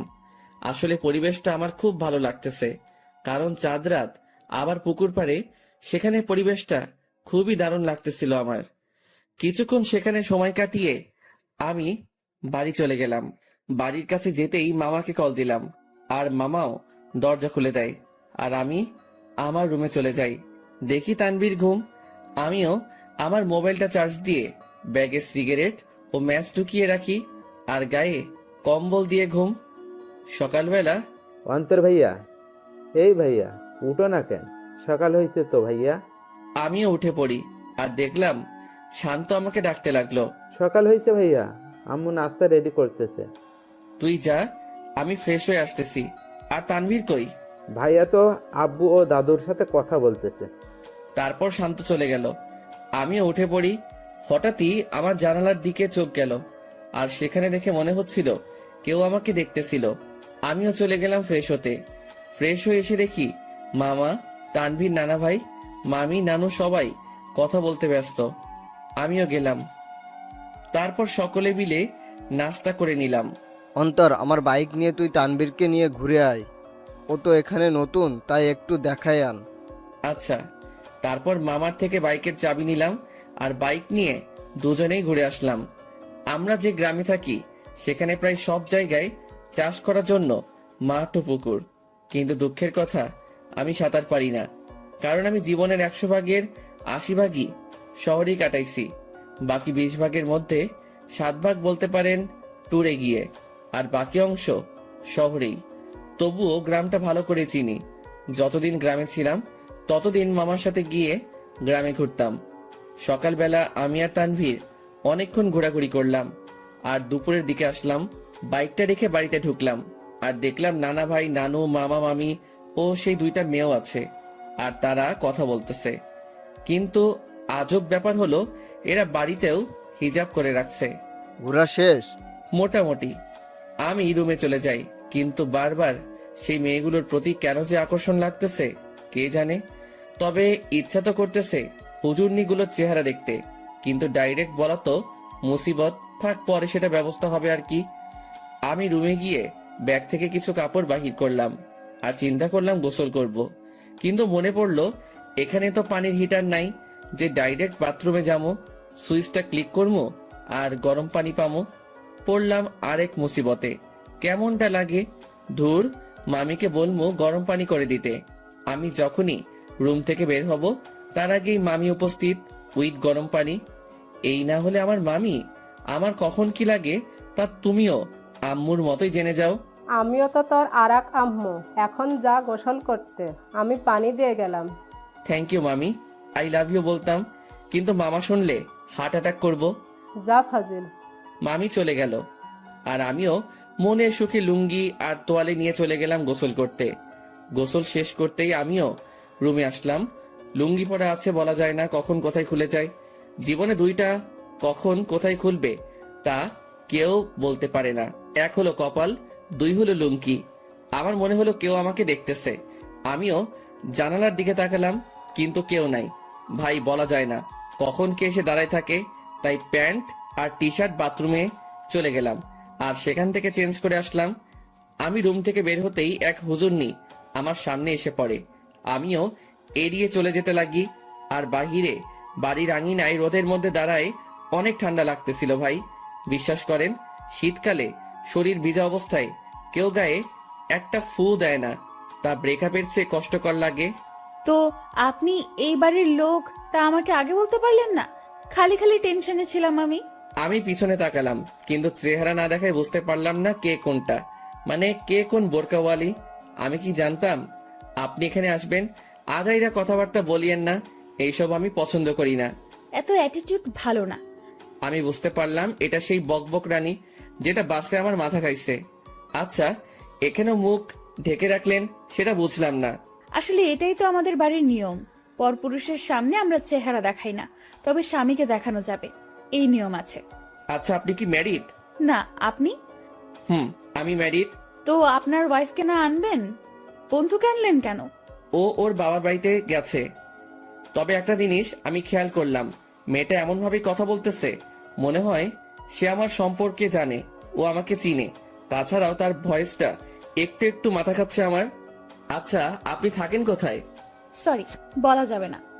আচ্ছা, লাগবে না। আমি খেয়াল করলাম মেয়েটা আমার সাথে কথা বলতেছে তো ঠিকই, মানে তার কথার মধ্যে আমি অন্য একরকম কিছু পাচ্ছি।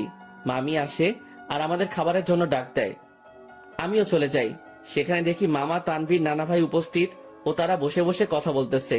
কিসের এত আলাপ তোমাদের? মনে হয় কোনো বড় ধরনের গন্ডগোল পাকানোর প্ল্যান চলতেছে তোমাদের। বিয়ের? কি? কার বিয়ে? কখন? কোথায়? কোন টাইমে? দাওয়াত দিছে তো? আমি কিন্তু যাবো। শালা, তোর অভ্যাস চেঞ্জ হইল না। আরে বেটা, ফ্রি খাবার কেমনে মিস করবো বেটা? ও মামা, বলো না কার বিয়ে? আমি বিরিয়ানির চান্স মিস করতে চাচ্ছি না। তোর বিয়ে? কি? এবার খা নিজের বিয়ের বিরিয়ানি। মেজাজটা এখন 440 হয়ে গেল কিন্তু। আরে তোরা থাম তো। তারপর সবাই মিলে দুপুরের খাবার খেয়ে নিলাম। অন্তর, আজকে একটু বাজারে যাব, কিছু কিনতে হবে, তুই যাবি? আচ্ছা, গেলাম আর কি, সাথে তানভীরকেও নিয়ে নিব। আচ্ছা ঠিক আছে। অন্তর, আপুর সাথে কথা বলেছিলি?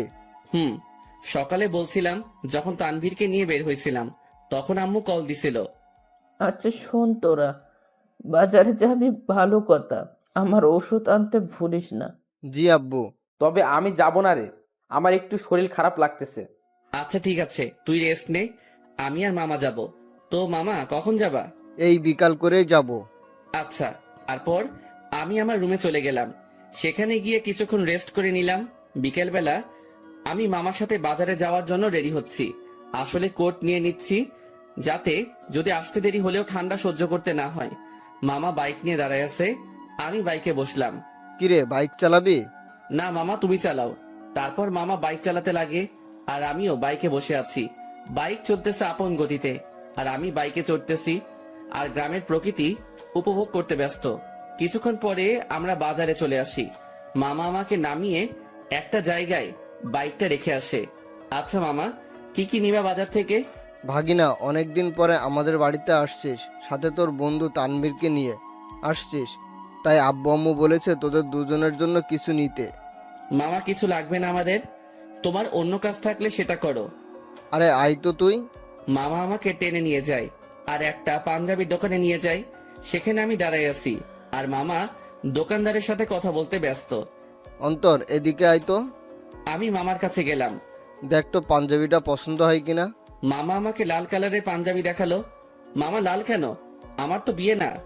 বিয়ে হোক আর না হোক, কিন্তু এটা আমার পছন্দ হয়েছে আর আমি চাই বিয়েতে এটা তুই পরবি। তবে ভাগিনা, এটাতে তোরে বেশ মানাবে। আচ্ছা, তোমার পছন্দ হয়েছে তাহলে নাও। তারপর মামা পাঞ্জাবিটা নিয়ে নেয় আর আমাকেও বলে তানভীরের জন্য একটা পাঞ্জাবি দেখতে। আমিও তানভীরের জন্য একটা পাঞ্জাবি দেখি আর মামাও সেটা কিনে নেয়। হয়েছে মামা, এবার খুশি? এমন ভাবে কথাগুলো বললা মনে হয় আমাকে বিয়ে করানোর প্ল্যান করে আছো। সেটাই তো। কি? না মানে সেটাই তো, যাতে তোকে একটা বিয়ে করাই দিতে পারি। ধুর মামা, আপাতত একটু শান্তি দাও আমারে। বিয়ে করলে তো তোমার মতো হাল হবে আমার। আচ্ছা চল। আমি মামার সাথে যেতে লাগি। আমরা বাজারে হাঁটতে লাগলাম আর মামাও টুকিটাকি বাজার নিতে ব্যস্ত। আমিও মামার সাথে ঘুরে ঘুরে দেখতে লাগলাম। আর তখনই একটা শাড়ির দোকানে চোখ পড়লো, যেখানে বাহির থেকে একটা শাড়ি দেখা যাচ্ছিল যার রং ছিল গোলাপি। শাড়িটা দেখে তারিনের কথা মনে পড়লো আর তারিনের পছন্দের কালারও গোলাপি। যেদিন প্রথম তারিনকে দেখি সে গোলাপি জামা পরে কলেজে আসছিল, যা দেখে প্রায় কলেজের সকলেই তার দিকে তাকিয়েছিল আর আমি তো দেখেই লাট্টু হয়ে গেছিলাম। আর সেদিনই তারিনকে আমার ভালো লেগে যায়। এরপর তারিনের পিছেই পড়ে যাই আর প্রায় একটা সপ্তাহের মতো পিছে পড়েছিলাম। এরপর একদিন তানভীর শালা সাহস জাগিয়ে দেয় আর প্রপোজ করি আর সেও সাথে সাথে অ্যাকসেপ্ট করে নেয় আর বলে নাকি সেও নাকি আমাকে পছন্দ করত, কিন্তু আমার রাগের জন্য আমার সামনেও আসতেও ভয় পেত। আসলে আমি সব সময় নিজেকে শান্ত রাখার চেষ্টা করি, কিন্তু যখন রেগে যাই তখন শান্ত হতে অনেক সময় লাগে। আর যার উপর রেগে যাই তাকে সহজে ক্ষমা করি না। কিন্তু তারিনের ব্যবহারটা আমার মোটেও ভালো লাগেনি। আসলে আমি বুঝতে পারলাম তার মধ্যে আমার জন্য কোনো ভালোবাসাই ছিল না, জাস্ট ভালো লাগাই ছিল, যেটাকে আমি ভালোবাসা ভেবে বসেছিলাম। আর সেটাই আমার বড় ভুল ছিল। ভালোবাসা মানে একে অপরের প্রতি বিশ্বাস, ভরসা। কিন্তু তারিনের জন্য আমি তানিয়ার সাথে মিলে তারিনের বার্থডে সেলিব্রেশন করার জন্য প্ল্যান করলাম, কিন্তু তারিন মনে করে বসেছিল আমার আর তানিয়ার মধ্যে কোনো কিছু চলতেছে। যদি তারিন আমাকে বিন্দু মাত্র বিশ্বাস করত তাহলে সেটা কখনোই মাথায় আনতো না। কিন্তু তারিনের মনে ভালোবাসা ছিল না, তাই সে আমাকে তানিয়ার সাথে মিশতে দেখে সন্দেহ করতে লাগলো। আমি মনে করেছিলাম তারিনকে তার বার্থডে পার্টির সারপ্রাইজ দিব, কিন্তু সেই আমাকে বড় ধরনের সারপ্রাইজ দিয়ে বসে আছে। তার জন্য আমি একটা সপ্তাহ শান্তিতে ঘুমাতে পারি নাই, কারণ আমি তারিনের জন্য তার পছন্দের জিনিসগুলো কিনতে আনতে ব্যস্ত। কারণ আমি তারিনকে খুশি দেখতে চাই। তার জন্য এত কিছুই করে শেষমেশ জুতার বাড়ি ও মিথ্যা অপবাদ পেলাম। সে না জেনেই আমাকে এভাবে আঘাত করলো।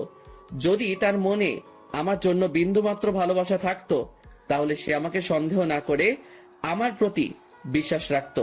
কিন্তু সে থাক, যা হয়েছে ভালোই হয়েছে। আমিও উচিত শিক্ষা পেলাম আর বুঝতে পারলাম তারিন আমাকে কেমন ভালোবাসছিল। কিরে, কি ভাবছিস? কই কিছুই না। আচ্ছা নানা ভাইয়ের ওষুধ নিছো? নিব, কিন্তু তোর চোখে পানি কেন? আরে চোখে বালি ঢুকছে, সেটার জন্য। আমার সাথে আয়। আমি মামার সাথে গেলাম আর মামা একটা কলের কাছে নিয়ে যায় আর আমিও মুখ ধুয়ে নেই। আসলে তারিনের কথা মনে করতে করতে ওই দিনের ঘটনাটাও মনে পড়ে গেল আমার, তাই চোখেও পানি চলে আসে। সেদিন তারিন আমাকে যেভাবে মারলো আমি বুঝতে পারলাম সে কতটা ঘৃণা করে আমাকে। সে সত্যি না জেনেই আমাকে আঘাত করলো, যা থেকে বোঝা যায় তারিনের ভালোবাসা কত দূর। চল বাড়ি যাব, বাজার শেষ। নানা ভাইয়ের ওষুধ নাও। মামা চলে গেল ওষুধ নিতে আর আমাকে বাজারের ব্যাগ ও পাঞ্জাবির প্যাকেটগুলো দিয়ে গেল। আমিও সেগুলো নিয়ে বাইকের কাছে চলে গেলাম। আজ তারিনের কথা মনে পড়তে লাগলো, কিন্তু তাকে এখন আমি ঘৃণা করি। তার ভালোবাসার রূপ দেখলাম ভালো করেই। জানি না কোথায় আছে সে, কি করতেছে। দূর, এর কথা কেন ভাবতে লাগলাম? সে যেখানে থাক ভালো থাক, মোট কথা আমার থেকে দূরে থাকলেই ভালো। আমার আশেপাশেও যাতে এই মেয়েটাকে যেন না দেখি আমি। মামা ওষুধ নিয়ে আসে, তারপর মামা বাইক নেয় আর আমিও বসে পড়ি ব্যাগ নিয়ে। তারপর আমরা বাড়ি ফিরি। আমি ব্যাগগুলো ডাইনিং টেবিলে রেখে আমার রুমে চলে যাই। সেখানে বসে বসে আমিও মোবাইল নিয়ে ব্যস্ত, কিন্তু তানভীর রুমে ছিল না। শালা ঠান্ডার মধ্যে গেল কই? কিছুক্ষণ পরে মামি আসে আর নাস্তার জন্য যেতে বলে। আমিও মোবাইল চার্জে লাগিয়ে নাস্তা করতে চলে যাই। দেখলাম তানভীর উপস্থিত আর সে মামা ও নানা ভাইয়ের সাথে কথা বলতেছে। কিরে তানভীর, কই ছিলি তুই? আরে এমনি একটু বের হলাম আর কি। তারপর নাস্তা করি আর রুমে চলে যাই। সেখানে তানভীরও আসে। তোর নাম্বার বন্ধ কেন? কি বলিস, নাম্বার বন্ধ? কোনটা? কেন, শেষে 86 ওইটা? ও ওইটা? ওইটা তো নষ্ট হয়ে গেছে। নষ্ট হয়েছে নাকি তুই নষ্ট করছিস? আমি করছি। কেন, তোর কাছে আমার শেষে 68 ওয়ালা নাম্বারটা নাই? আছে তো। সেটাতে কল দিলে পাবি। আচ্ছা, তানিয়ার সাথে কথা হয়েছে তোর? আরে আরেকটু আগেও তো কথা বলে আসলাম তার সাথে। কি? আরে ফোনে কথা বললাম আর কি। তুই কি মনে করছিস তানিয়া এখানে আর আমিও তার সাথে ঘুরে ঘুরে কথা বলতেছি? আমি তো এটা মনে করি নাই। তুই এই কথাটা বললি কেন? আরে শালা, তুই তো এটাও ভাবতে পারিস, তাই আগে বলে দিলাম আর কি। আচ্ছা বাদ দে। আর শোন, তানিয়াকে আমার পক্ষ থেকে সরি বলে দিস ওই দিনের ঘটনার জন্য। আরে বেটা বলতে হবে না, আমি সামলে নিছি ব্যাপারটা। তারপর তানবীরের সাথে রাতে খাবারের আগ পর্যন্ত আড্ডা দেই। তারপর মামা এসে আমাদের খাবারের জন্য ডাকে আর আমরাও খাবার খেয়ে নেই। এরপর রাতে আম্মু আব্বুর সাথে কথা বলে নিলাম আর মোবাইলে সকাল ভোরের জন্য অ্যালার্ম দিলাম, যাতে সকালে উঠে নামাজ পড়ে গ্রামের শীতকালে সকালের দৃশ্য উপভোগ করতে পারি। এরপর দিলাম ঘুম। সকাল ভোরে আমার অ্যালার্ম বেজে ওঠে আর আমিও উঠে পড়ি। আমার অ্যালার্ম শুনে তানভীর কিছুটা নড়ে ওঠে। আমিও অ্যালার্মটা বন্ধ করে দেই আর শালা আবার ঘুম।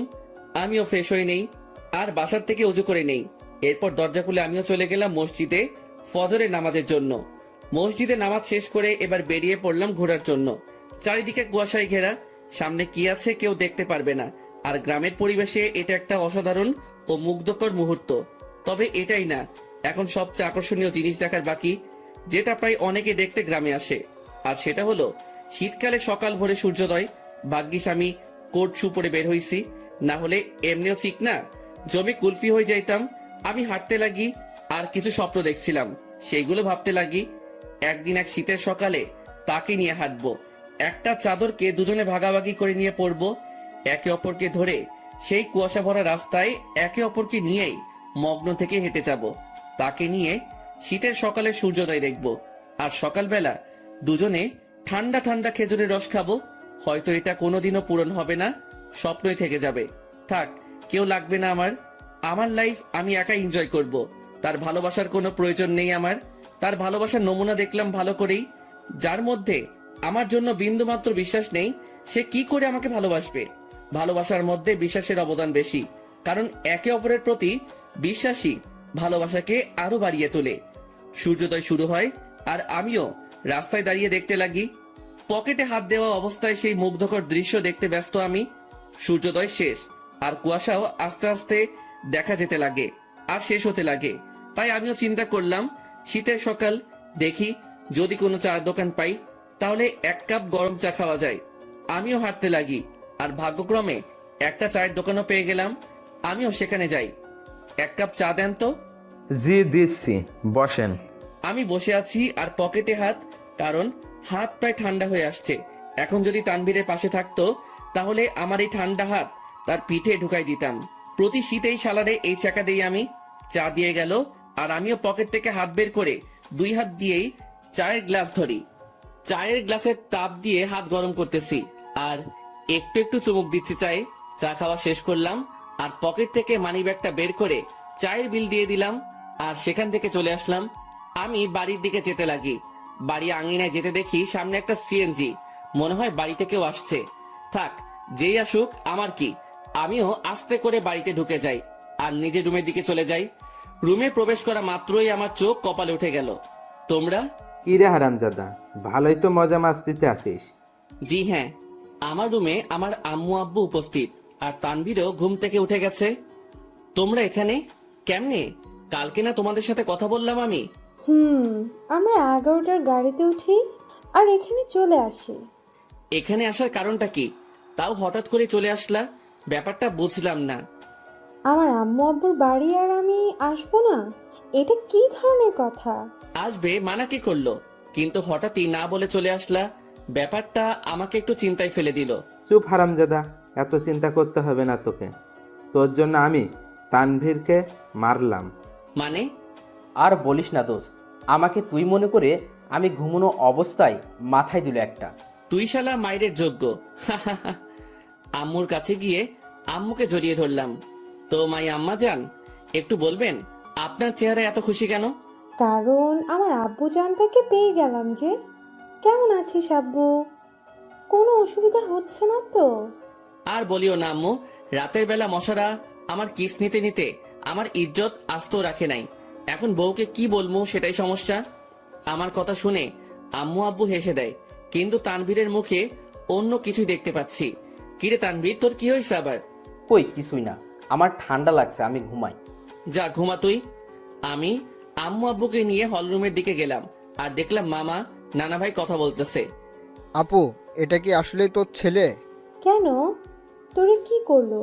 আর বলিস না আপু, আসতে না আসতেই আমার জীবনের অর্ধেক আগেই তেনা করেছে আর এখন বাকিটুকু করতেছে আর কি। এই মামা, মেজাজ গরম করিও না, না হলে যে একেবারে জায়গা বরাবর বাস দিমো। আল্লাহ কি দেখে তোরে বানাইছে বুঝি না, একবারে ফাজিল এর বাপ তুই। আজ আছি তো তাই এসব বলতেছো, একদিন এই ফাজিলটা থাকবে না, সেদিন মিস করলেও লাভ হবে না মামু। প্রথম কথা, তুই ফাজিল না, শয়তানের নানা, আর শয়তান মরে না, বুঝছস? ওকে, দেখা যাবে। মামা ভাগিনার ঝগড়া শেষ হয়েছে? হয় নাই, আরো বাকি আছে। মামু, মেজাজটা কিন্তু 440 করছো। কোন সময় কোন অঘটন ঘটাই দেই আর তোমারে ফাঁসাই দিমো কিন্তু। কেন, কি করবি তুই? বেশি কিছু না, গ্রামে কোনো এক আন্টিকে টাকা দিয়ে ভাড়া করে আনবো। কেন, গ্রামের মহিলা এনে কি করবি? বেশি কিছু না, তারে বলবো তোমার জিএফ হিসেবে নিজেকে পরিচয় দিতে, বাকিটা মামি সামলাবে আর কি। কথাটা শুনে আব্বু আম্মু নানা ভাই হেসে দিল আর মামার মুখের রিয়াকশন দেখে আমার হাসি আসতেছে। মামা ফুল শক খেয়ে গেল। ওরে খোদারে, আমার জীবন শেষ করার জন্যই জন্মাইছে হারামজাদা বজ্জাত, কি জিনিস রে তুই? এই আপু, এটা কি আসলে তোর ছেলে? আমার সন্দেহ হচ্ছে, এটাকে মনে হয় ভুল করে নিয়ে নিচ্ছিস তুই। আম্মু আব্বু হাসতেছে কারণ তারা ভালো করে জানে মামা ভাগিনার কাণ্ড। এভাবে কিছুক্ষণ মজা করে রুমে চলে যাই। সকালে নাস্তার সময় আমরা সকলে একত্রে হই। আমি, আব্বু, মামা, নানা ভাই, শান্ত, তানভীর, আমরা সকলে নাস্তা করে নিলাম। অন্তর, তুই এমন কেন? আমি আবার কি করলাম? বাবা রে, তুই কি আমাদের কিছুই মনে করিস না? আরে কি হয়েছে, কান্না করতেছো কেন? সমস্যা কি একটু বলো তো, কি করলাম আমি? আমি আব্বুকে জড়িয়ে ধরলাম। যদি কোনো ভুল কিছু করে থাকি ক্ষমা করে দিও। আর ওই দিনের ব্যাপারটার জন্য সরি। আসলে মাথা ঠিক ছিল না, তাই কথা বলতে ইচ্ছে করতেছিল না, তাই রাগ করে টেবিল থেকে গ্লাস ফ্লোরে ছুঁড়ে মারি। আব্বু আমাকে খুব শক্ত করে জড়িয়ে ধরে। আমি বুঝতে পারলাম আব্বুর মনে কিছু একটা চলতেছে, কিন্তু কি তা বুঝতে পারতেছি না। আচ্ছা আব্বু, চলো একটু ঘুরে আসি দুজন মিলে। চল। আমি আব্বুকে নিয়ে গ্রামে ঘুরতে গেলাম আর দুপুর পর্যন্ত ঘুরলাম। এরপর বাসায় আসলাম। অন্তর, তুই সত্যি কি ভালো আছিস? তোর মনে কোনো কষ্ট নেই তো? আমাকে দেখে কি মনে হয় তোমার আমি কষ্টে আছি? কষ্টে থাকলে কেউ তিরিং বিরিং করে ঘুরে বেড়ায় নাকি? মজা মস্তি করে নাকি? আল্লাহর রহমতেই ভালো আছি আমি। তবে তোমার কেন মনে হচ্ছে আমি ভালো নেই? না, এমনি। আচ্ছা চল ভিতরে যাই। আমরা ভিতরে গেলাম। দুপুরে খাবার সময় আমরা সকলে মানে সকল ছেলে মানুষ একত্রে খাবার খেয়ে নিলাম। তারপর আর কি, অন্যান্য দিন যা করি সেটাই করে সন্ধ্যা পর্যন্ত পার করলাম। সন্ধ্যায় আমি মোবাইলটা চার্জে লাগিয়ে আসি নাস্তার জন্য। হল রুমে এসে দেখি সকলে কি নিয়ে আলোচনা করতে ব্যস্ত। আমিও গেলাম তাদের কাছে।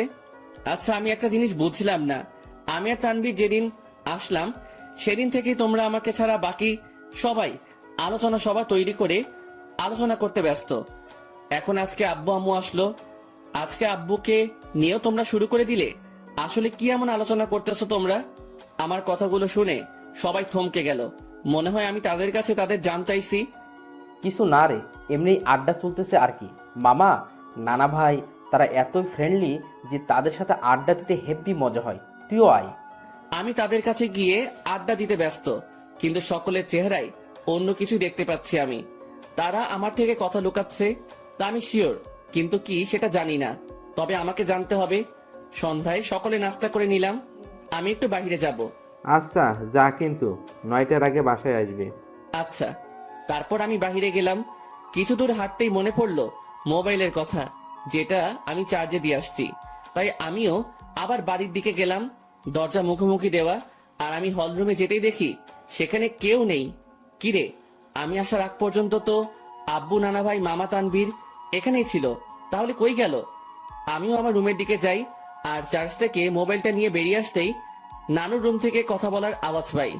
আব্বু, আমি তানভীরের কাছ থেকেই সকল কথা শুনে তাকে তোমাদের কাছে পাঠালাম। শুধু তাই না, তারিনও আমাকে কল দিয়ে সত্যিটা বলে যে সে কি কি করছে অন্তরের সাথে। প্রথম আমারও রাগ উঠছিল, তারপর তারিন কান্নাকাটি করতে লাগে আর সে তার ভুল বুঝতে পারে। তোমাদেরও সবটুকু বললাম, অন্তরকে বুঝতে দিই নাই। আমরা তার কষ্ট সম্পর্কে অনেক আগেই জেনে গেছি।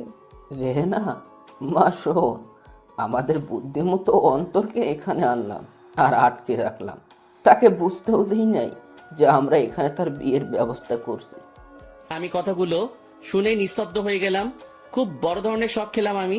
তার মানে আমাকে এই কারণে আম্মু নানার বাড়িতে পাঠাইছে। আমি কি বলবো বা করবো কিছুই বুঝতে পারলাম না। আমি মোবাইল নিয়ে আস্তে করে বাহিরে যাই, আর নানুর রুমের জানালা খোলা, সেটা দিয়ে আমি কোনো মতে নিজেকে আড়াল করে বাইরের থেকে তাদের দেখতে ও কথাগুলো শুনতে লাগি। এখানে আম্মু তারিনের কথা বলল, কিন্তু এখানে তারিন কোথা থেকে আসবে? আর তখনই দুইটা মেয়েকে দেখলাম। মেয়েগুলো আর কেউ না, সেই মেয়ে যেগুলো আমাদের সাথে আমাদের বাড়িতে আসছে। তাদের চেহারায় এখনো পর্দা করা, তবে তারা তাদের পর্দা খুলতে লাগে। তাদের পর্দা খোলা শেষ, কিন্তু আমি তাদের পিছনের অংশটুকুই দেখতে লাগলাম। এরপর তারা দুজনেই ঘুরতেই সেই লেভেলের শখ খেয়ে গেলাম আমি, কারণ আমি তাদের চেহারা দেখলাম। যে মেয়েটা আমার মাথা খাইছে সেটা আর কেউ না, তারিন। আর তার পাশের মেয়েটা হচ্ছে তানিয়া। কি ধোকা দিল রে দুইটাই! ভাইরে ভাই, কি জিনিস এরা! আমার আগেই সন্দেহ হয়েছিল এই দুইটার উপর, তবে চেহারা দেখার ইচ্ছা ছিল, কিন্তু দেখতে পারি নাই। আন্টি দেখুন, আপনার কথা মতো আমিও এই দুজনকেই নিয়ে আসি আমাদের সাথে, আর অন্তরকে বুঝতেও দিই নাই এই দুই বোরকাওয়ালি আর কেউ না, তানিয়া ও তারিন। কিন্তু আন্টি, আপনি হয়তো এই মেয়েটাকে মাফ করতে পারেন, কিন্তু আমি কোনোদিনও মাফ করব না। এই মেয়েটা আমার বন্ধুটার মনে গুরুতরভাবে আঘাত করেছে, আর আমি চাই না এই মেয়েটা অন্তরের জীবনে আর আসুক। কিন্তু আপনার কথা রাখার জন্য আমি একে আমাদের সাথে নিয়ে আসি। শালা তানভীরও আমার সাথে 2 নাম্বারই করলো। সে আমাকে গোপনে হলেও তো আমাকে বলতে পারতো, কিন্তু শালাও বেইমানি করলো। তানভীর প্লিজ, আল্লাহর দোহাই লাগে, আমাকে মাফ করে দাও। আমি সত্যিই অজান্তে এমনটা করছি। আমি অন্তরকে হারাইতে চাই না। প্লিজ আমার অন্তরকে ফিরিয়ে দাও। কথা দিচ্ছি আর এমন হবে না, কোনোদিনও না। এই, তুমি এভাবে কথা বলতেছো কেন? তারিন তো তার ভুল বুঝতে পারছে, তাহলে কেন ওকে কথা শোনাচ্ছ তুমি? তুমি কি ভুলে গেছো এই মেয়েটা কি অপবাদ দিয়েছিল তোমাকে ও অন্তরকে? আর ভুলে গেলেও কিভাবে অন্তরকে জুতার বাড়ি দিচ্ছে। এই মেয়ে ক্ষমার যোগ্য না। তানভীর বাবা শোন, আমি জানি আমার ছেলেটার সাথে কি করলো তারিন, কিন্তু সে তো তার ভুল বুঝতে পারলো। আর আমি আমার ছেলেকে চিনি ভালো করে, সে নিশ্চয়ই তারিনকে ক্ষমা করে দিবে। কিন্তু আন্টি, আমার মনে হয় না অন্তর এই মেয়েটাকে ক্ষমা করবে। আমি অন্তরকে ভালো করে চিনি, কারণ অন্তরের সাথে কেউ শত্রুতামি করলেও অন্তর ক্ষমা করে দিতে পারে, কিন্তু এই মেয়েটা অন্তরের মন ভাঙছে। তাই তো বাবা, আমরা অন্তর ও তারিনের বিয়ের ব্যবস্থা করেছি, যাতে বিয়ের পর অন্তর তারিনকে বুঝতে পারে আর ক্ষমাও করে দেয়। আর এই জন্যই আগামীকালেই অন্তর ও তারিনের বিয়ে দিব আমরা সকলে মিলে। তানভীর, আমি অন্তরকে না পেয়ে মরেই যাব। দেখো তানভীর, আমি জানি আমি অনেক বড় ভুল করছি, কিন্তু বিশ্বাস করো অন্তরকে আমি নিজের থেকেও বেশি ভালোবাসি। তানভীর, আমি তোমার পায়ে পড়ি, একমাত্র তুই পারিস অন্তরকে আমার করে দিতে। এই মেয়ে দূরে থাক আমার থেকে। আর আন্টি আঙ্কেল যেহেতু আপনার অন্তরকে না জানিয়ে অন্তরের বিয়ের ব্যবস্থা করছেন, যদি অন্তর জানতে পারে যে আপনাদের প্ল্যানে আমি জড়িত, তাহলে অন্তর আমাকে কখনোই ক্ষমা করবে না। তাই আপনারাও কেউ বলিয়েন না যে আমি আপনাদের সাথে ছিলাম। কিন্তু তানভীর, আমি তো সত্যিটা জেনেই গেছি। আর কথা রইল বিয়ের, সেটা তখনই হবে যখন আমি এখানে থাকবো। তার আগেই আমি এখান থেকে কেটে পড়বো। ঠিক আছে বাবা, আমরা এটা বলবো না যে তুমি সব জানতে। আমরা ব্যাপারটা লুকাবো অন্তর থেকে। এবার আমার সামনে সকল সত্য চলে আসলো। বাহ, ভালোই তো প্ল্যান করছে। আর কি বললো তারিন? সে আমাকে ভালোবাসে, তাই না? আর ভালোবাসা লাগবে না, বিয়ে তো দূরে থাক, তার চেহারাও দেখতে আমি ইচ্ছুক নই। আমিও চলে গেলাম। কোনো মতে রাত 8টা পর্যন্ত বাইরে কাটালাম। আমি বাড়ি আসলাম আর দেখলাম তারা কথা বলতেছে। আমি তো এখন জেনেই গেছি তাদের কি নিয়ে আলোচনা হতো এতদিন। তারা আমার থেকে কথা লুকাইছে। এবার আমিও তাদের বুঝতে দিব না আমিও তাদের গোপন কথাটা জেনে গেছি। সকলে মিলে রাতের খাবারটা খেয়ে নিলাম। তবে আমি চুপচাপ ভাবে থাকি আর তাদের বুঝতে দেই না আমার মনে কি চলতেছে। আমি কারোর সাথে কোনো কথা না বলে চলে যাই রুমে। কিরে, কি করিস? কিছু না। কিরে, এভাবে চুপচাপ আসিস কেন? আমার ঘুম আসতেছে। Bye, good night. আমি কম্বলটা গায়ের উপর দিয়ে শুয়ে পড়ি। রাত প্রায় 12টা বাজে। তানভীর ঘুমায়, কিন্তু আমি ঘুমাইনি, কারণ আমি চলে যাব এখান থেকে। কাউকে বলেও যাব না। আমিও উঠে আমার ব্যাগ গুছিয়ে নিয়ে রেডি হয়ে আস্তে করে ব্যাগ নিয়ে রুম থেকে বেরিয়ে পড়ি আর আস্তে করে দরজা খুলে বাসার বাইরে চলে যাই। আমাদের বাড়ি থেকে বাস স্টেশন প্রায় হেঁটে গেলে 15 মিনিটের রাস্তা। আর আমিও ব্যাগ নিয়ে হাঁটতে লাগি। বাস স্টেশন প্রায় হেঁটে গেলে 15 মিনিটের রাস্তা আর আমিও ব্যাগ নিয়ে হাঁটতে লাগি। আমি কোনো মতে বাস স্টেশনে পৌঁছে যাই। সেখানে গিয়ে মামা তানভীরকে SMS করে দেই যে আমি চলে যাচ্ছি, আমার জন্য চিন্তা না করতে। ব্যাস, মেসেজ দিয়ে মোবাইলটা অফ করে দেই আর বাস স্টেশনে বসে আছি। আজ আমি আমার আপন মানুষগুলো থেকে দূরে চলে যাব, তবে জানি না কোথায় যাব আমি। তবে আপাতত আমি আমার এলাকার দিকেই যাব, এরপর না হয় অন্য কোনো কিছু ভাববো আমি। ভাগ্যক্রমে একটা বাস আসে আর আমি উঠে পড়ি। আমি বাসের মধ্যে ড্রাইভারের পিছনের সিটে বসি।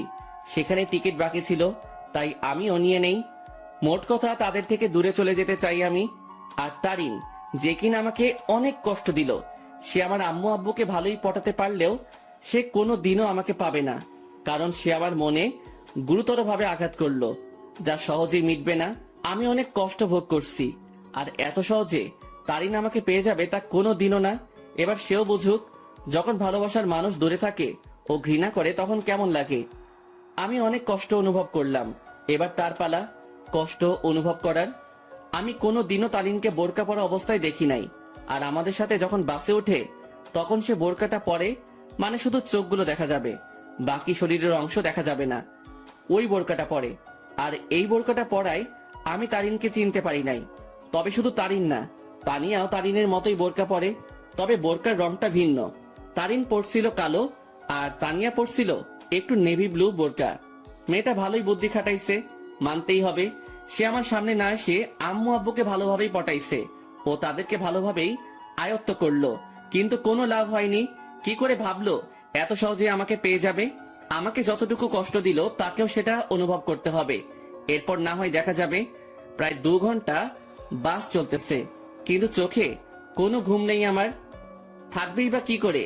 যে দেখলাম ও শুনলাম আমি যদি আজ সেখান থেকে না চলে আসতাম, তাহলে তারা আমাকে জোর করে হলেও তারিনের সাথে বিয়ে দিত। কিন্তু আমি কোনো দিনও এই মেয়েকে এত সহজে মেনে নিব না। একবার এই মেয়েটা আমাকে সন্দেহ করে ও অবিশ্বাস করে, আমাকে অনেক অপমান করলো আর জুতার বাড়িও দিল। আর আজ যদি মেয়েটাকে আমি বিয়ে করি, তাহলে আমার অপমানের কি হবে? আমার মনে যে আঘাত করলো তার কি হবে? আর তাছাড়াও এরপর সে যদি অন্য কোনো কাহিনী করে বসে বা আমার পরিবার থেকে আমাকে আলাদা করতে চায়, তাহলে না, এই মেয়ে ভালোবাসার যোগ্য নয়। ওর মনে কোনো ভালোবাসা নেই, আছে শুধু ভালো লাগা। আর ভালোবাসার কি বা বুঝে এই মেয়ে? হ্যাঁ, ভালোবাসার কোনো কিছু জানে সে? ভালোবাসা কি সেটা জানে নাকি? যদি সে সত্যিকারই আমাকে ভালোবাসতো তাহলে আমার উপর ভরসা রাখতো, কিন্তু সে। বাসের ব্রেক কাজ করতেছে না। কথাটা শুনে সেখানে থাকা যাত্রীরা ও আমি শক খেয়ে গেলাম। কি বলতেছেন আপনি এসব? বাসের ব্রেক কাজ করতেছে না, হঠাৎ করেই ব্রেক কাজ করা বন্ধ করে দিয়েছে। ড্রাইভারের কথা শুনে যাত্রীরা আতঙ্কে ও ছোটাছুটি চিৎকার চেঁচামেচি শুরু করে দেয়। আরে আপনারা শান্ত হন সবাই, প্লিজ এভাবে উত্তেজিত হবেন না। আর তখনই সামনে থেকে একটা ট্রাক আসে আর বাসের সাথে ট্রাকের ধাক্কা লাগে। এক মুহূর্তেই সকল কিছু পরিবর্তন হয়ে গেল। আমার চোখ ঝাপসা হয়ে আসছে, তবুও চোখে একবার আশেপাশে দেখে নেই। মৃত্যু আমার চলে আসছে আর আমার জীবনের সমাপ্তি হয়তো এইভাবেই হওয়ার ছিল। আর কিছুক্ষণের মধ্যে অন্তর সেখানে মারা যায়। বাসে প্রায় 40 জনের মতো ছিল, যার মধ্যে অনেকেই গুরুতর আহত হয়। আর সামনে থাকা ড্রাইভারও শেষ। বাসটি সামনে স্টেশন থেকে যাত্রী নেওয়ার কথা ছিল, হয়তো আর যাত্রী নেওয়া হলো না। কিছুক্ষণ পরেই সেখানে উদ্ধারকর্মী ও অ্যাম্বুলেন্স আসে ও তাদের কাজ করতে ব্যস্ত। সকালবেলা তানভীরের মোবাইল বেজে ওঠে। হ্যালো। অপর পাশ থেকে কথা শুনেই তানভীরের মোবাইল হাত থেকে পড়ে যায়। তানভীর পাগলের মতো ব্যবহার করতে শুরু করে। আর তানভীর অন্তরের মামাকে নিয়ে সেও সকাল সকাল বেরিয়ে পড়ে। তানভীর ও অন্তরের মামা জায়গা মতো চলে যায়। তাকে একজন পুলিশ ফোন দেয় আর ঠিকানাটাও দেয় আর বলে সেখানে চলে আসতে, আর তানভীরও সেখানে চলে যায়। তানবীর, কি হয়েছে? তুই এখানে আনলি কেন? তানভীর চুপ হয়ে আছে। জি, আপনার নাম কি তানবীর? জি। আসুন আমার সাথে। আসলে ডেড বডির পকেট থেকে আমরা একটা মোবাইল পাই, আর সেটা অন করেই সেখানে আপনার নাম্বার দেখতে পাই, যেখানে লেখা ছিল তানবীর বেস্টো। তাই আপনাকে কল দিলাম। কার ডেড বডির কথা হচ্ছে অফিসার? আসুন আমার সাথে। পুলিশ তানভীর ও অন্তরের মামাকে একটা রুমে নিয়ে যায়, যেটাতে ডেড বডি শোয়ানো। সেখানে সাদা চাদর মোড়ানো একটি লাশের কাছে নিয়ে যায়। তানবীর, কি হয়েছে রে? কার কি হয়েছে? কিন্তু তানভীর নিস্তব্ধ। পুলিশ অফিসার সাথে সাথে সেই লাশের মুখ থেকে সাদা চাদরটা সরায়। সাথে সাথে অন্তরের মামা লাশ দেখে থমকে যায়, কারণ এটা তার ভাগ্নে অন্তরের ডেড বডি। এই তানবীর, এটা কে? দেখতে তো পুরাই আমাদের অন্তরের মতো লাগতেছে। তানভীরের সাথে সাথে সেই বডিটা ধরে চিৎকার করে কান্না করতে লাগে, কারণ আজ তার বন্ধু তার থেকে বহুদূরে চলে গেছে, যেখান থেকে আর কোনোদিনও ফিরবে না। এই অন্তর, এভাবে শুয়ে আছিস কেন? এই অন্তর, দেখ ভাই, এভাবে শুয়ে থাকিস না, কথা বল ভাই। এই তুই না আমাকে ভাই ডাকছিস, আর তুই না বলতি তুই আমার কথা শুনবি, তাহলে শালা এভাবে শুয়ে আছিস কেন? এই অন্তর। এই তুই কাকে অন্তর বলতেছিস তানবীর? আমাদের অন্তর তো বাসায়। আর তখনই অন্তরের মামার মোবাইলে কল আসে আর দেখে তার বোন কল দিছে। কি রে ভাই, কই গেছিলি? আর তানভীর, অন্তর কই? অন্তরের মামা এই কথাটা শুনে থমকে যায়, কারণ বলল অন্তর ওর বাড়িতে নেই। সাথে সাথে কল কেটে দেয় আর স্ক্রিনের দিকে তাকায়। সেখানে অন্তরের একটা মেসেজ দেখে, সেও সেটা দেখতে লাগে।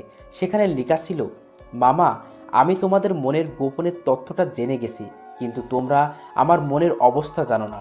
আপাতত আমি এই সব থেকে নিজেকে বিরত রাখতে চাই, কিন্তু বাড়িতে থাকলে আমি শিওর তোমার আমাকে বিয়ে দিয়েই ছাড়বা, তাই বাধ্য হয়ে আমাকে চলে যাইতেই হইতেছে। ভালো থাকিও আব্বু আম্মু, নানা ভাই, নানু, তানভীর, শান্তা, মামি, আর তোমাদের বাসার সেই গেস্টগুলোর খেয়াল রাখিও, আর সাথে নিজেরও খেয়াল রাখিও, আর আমার জন্য দোয়া করিও। খোদা হাফেজ। তোমার জীবন তেনা তেনাকারী। অন্তর মেসেজটা দেখার সাথে সাথে সেও অন্তরের দেহটাকে ধরে কান্না করে দেয়। আপনারা একটা অ্যাম্বুলেন্স ভাড়া করে বাড়িতে নিয়ে যেতে পারেন। অন্তরের মামা একটা অ্যাম্বুলেন্স ভাড়া করে নেয় আর সেখানে অন্তরের দেহটাকে নিয়ে রওনা হয় তাদের বাড়ির দিকে। তাদের বাড়িতে পৌঁছালো। অন্তরের মামাকে দেখে অন্তরের আম্মু সেখানে তার ভাইয়ের কাছে যায়। কি রে ভাই, কই গেছিলি? আর তানভীর, অন্তর কই? কিন্তু তার ভাই চুপ হয়ে আছে। কি রে ভাই, কথা বলিস না কেন? আর আজকে তারিনের পরিবার আসতেছে, তাদের থাকার ব্যবস্থা কর। কি রে, কথা বলিস না কেন তুই? তখনই খেয়াল করে একটা অ্যাম্বুলেন্স তাদের বাড়ির দিকে আসতেছে। কিরে ভাই, বাড়িতে অ্যাম্বুলেন্স? কার কি হয়েছে আবার? কিন্তু তার ভাই নিস্তব্ধ হয়ে আছে, মুখে কোনো কথা নেই। বলতে গেলে জিন্দা লাশ যে জীবিত আছে কিন্তু কথাবার্তা নেই। সাথে সাথে অন্তরের মামা তার বোনকে জড়িয়ে ধরে কান্না করে দেয়। কি রে মিলন, এইভাবে কান্না করতেছিস কেন? কি হয়েছে রে ভাই? আর তখনই তিনি দেখে সেই অ্যাম্বুলেন্স তাদের আঙিনায় এসে থামে। অ্যাম্বুলেন্স থেকে তানভীর বের হয়। তাকে দেখে সেখানে থাকা অন্তরের আব্বু আম্মু থমকে যায়। এই তানভীর, তুই অ্যাম্বুলেন্স থেকে নামলি যে? আর অন্তর কই রে? সে কি তোমাদের সাথে গেছে নাকি তোরা সব বলে দিছিস তাকে?